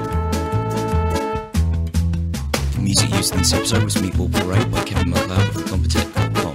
It's licensed under Creative Commons by Attribution 3.0. Please see the MP3 comment tag or show notes on pottopicpodcast.com for more information. So Heather can't follow without cooking her leg. Does it every single damn time. It's to the point where there was one time where I sort of went, "Oh, you just farted," to her, and she was really confused about the fact that I figured it out because there hadn't been enough time for the smell to She apparently has a disseminate. poker towel. Yeah, and it was perfectly silent and everything, but it was because like even when she's like absolutely borderline paralytic with relaxation, even if she's on her side, not facing me, you can just feel like one thigh twitch upwards and then the very slightest lean forwards. And then she kind of slumps back down. And so this one time, I was like, oh, you just farted. So, how did you know? I'm not going to tell you. But you just did. I have now, Yeah, yeah. you got to tell pudding. It's the same way in which you can't cough without sticking out your tongue. It's the most adorable thing. It's every time. It's like you can see it about to happen because what will happen is wherever she doesn't necessarily move her head that much. A lot of the time she'll kind of turn to the side and then, but a lot of the time, some of the time she doesn't. And even then you can see it coming a mile off because what will happen is the jaw will drop ever so slightly, just enough so that tongue can poke out to a point just beyond the lips. And just like the little tongue can go. You covered her face then. It's fucking adorable, man. It's like. Is it bad that the entire time I was thinking then, like, oh, is there anything my girlfriend does that's adorable like that? All I could think of was when Kimmy is about to make a Holocaust joke. What happens when Kimmy's about to make a tucks into the shoulders? You just know she's about to say something naughty and just goes uber kawaii cute and then says the worst fucking thing imaginable. Kawaii motherfuckers, man. That's how they get you. Rita is just adorable every moment of her life, so she doesn't have No, anything it's- particular. Like, just now, Her mum started planning for this 10 years ago. Yes. That shows a level of forethought I would never be able to achieve. yeah. No, right, Rita does this thing where she'll have sugar. And I've just witnessed it because she had some cheesecake. And she sat there with a tub of ice cream in front of her. Yeah. See, Oh my god. She turns into a completely different human being. because I remember when you brought the cake back. You brought the cake back and she ate some, and then I got the warning that I've had sugar. I'm gonna have a sugar. Like she just tells you, so I'm gonna have sugar rush. And like when someone says I'm gonna have a sugar rush, she's like, oh, okay, they're gonna get a bit hyper. So I didn't think anything of it, and like then you went, oh, Taryn, you haven't seen this yet, have you? So no. It's like, oh, when Rita has a lot of sugar, yeah, I can't remember your exact words. The time of, oh, you know, watch out or whatever. It's fucking. It's adorable I didn't and a nuisance. I didn't. at the same time. I didn't honestly see anything much at that point because fairly quickly she went upstairs because she wanted to play Sims. But about half hour later, I went upstairs because like my washing had finished. I dealt with the singing washing machine. Yeah. This is the second flat I've had, or the second house that I've had a singing washing machine, the same model. The fuck is that all about? Anyway, I went up to I went up to hang up my clothes on the clothes horse. You know, you put your clothes aside. I was hanging up, and like where I saw the sugar rush coming out is she was creating a new Sims character, and she was just going full cartoon bullshit. Like we're talking deep, maybe like what sort of country would you say? Corsican. Tan, Yeah. a very kind of Orange very, almost. no, a very Roman deep olive. Oh, okay. 300. Yeah. Spartan shit. Blue shaggy hair. Smurfs. Insane nose, but just making this like ludicrous character. she She's just there the whole time going. Taz, are you sure she wasn't just making a minion?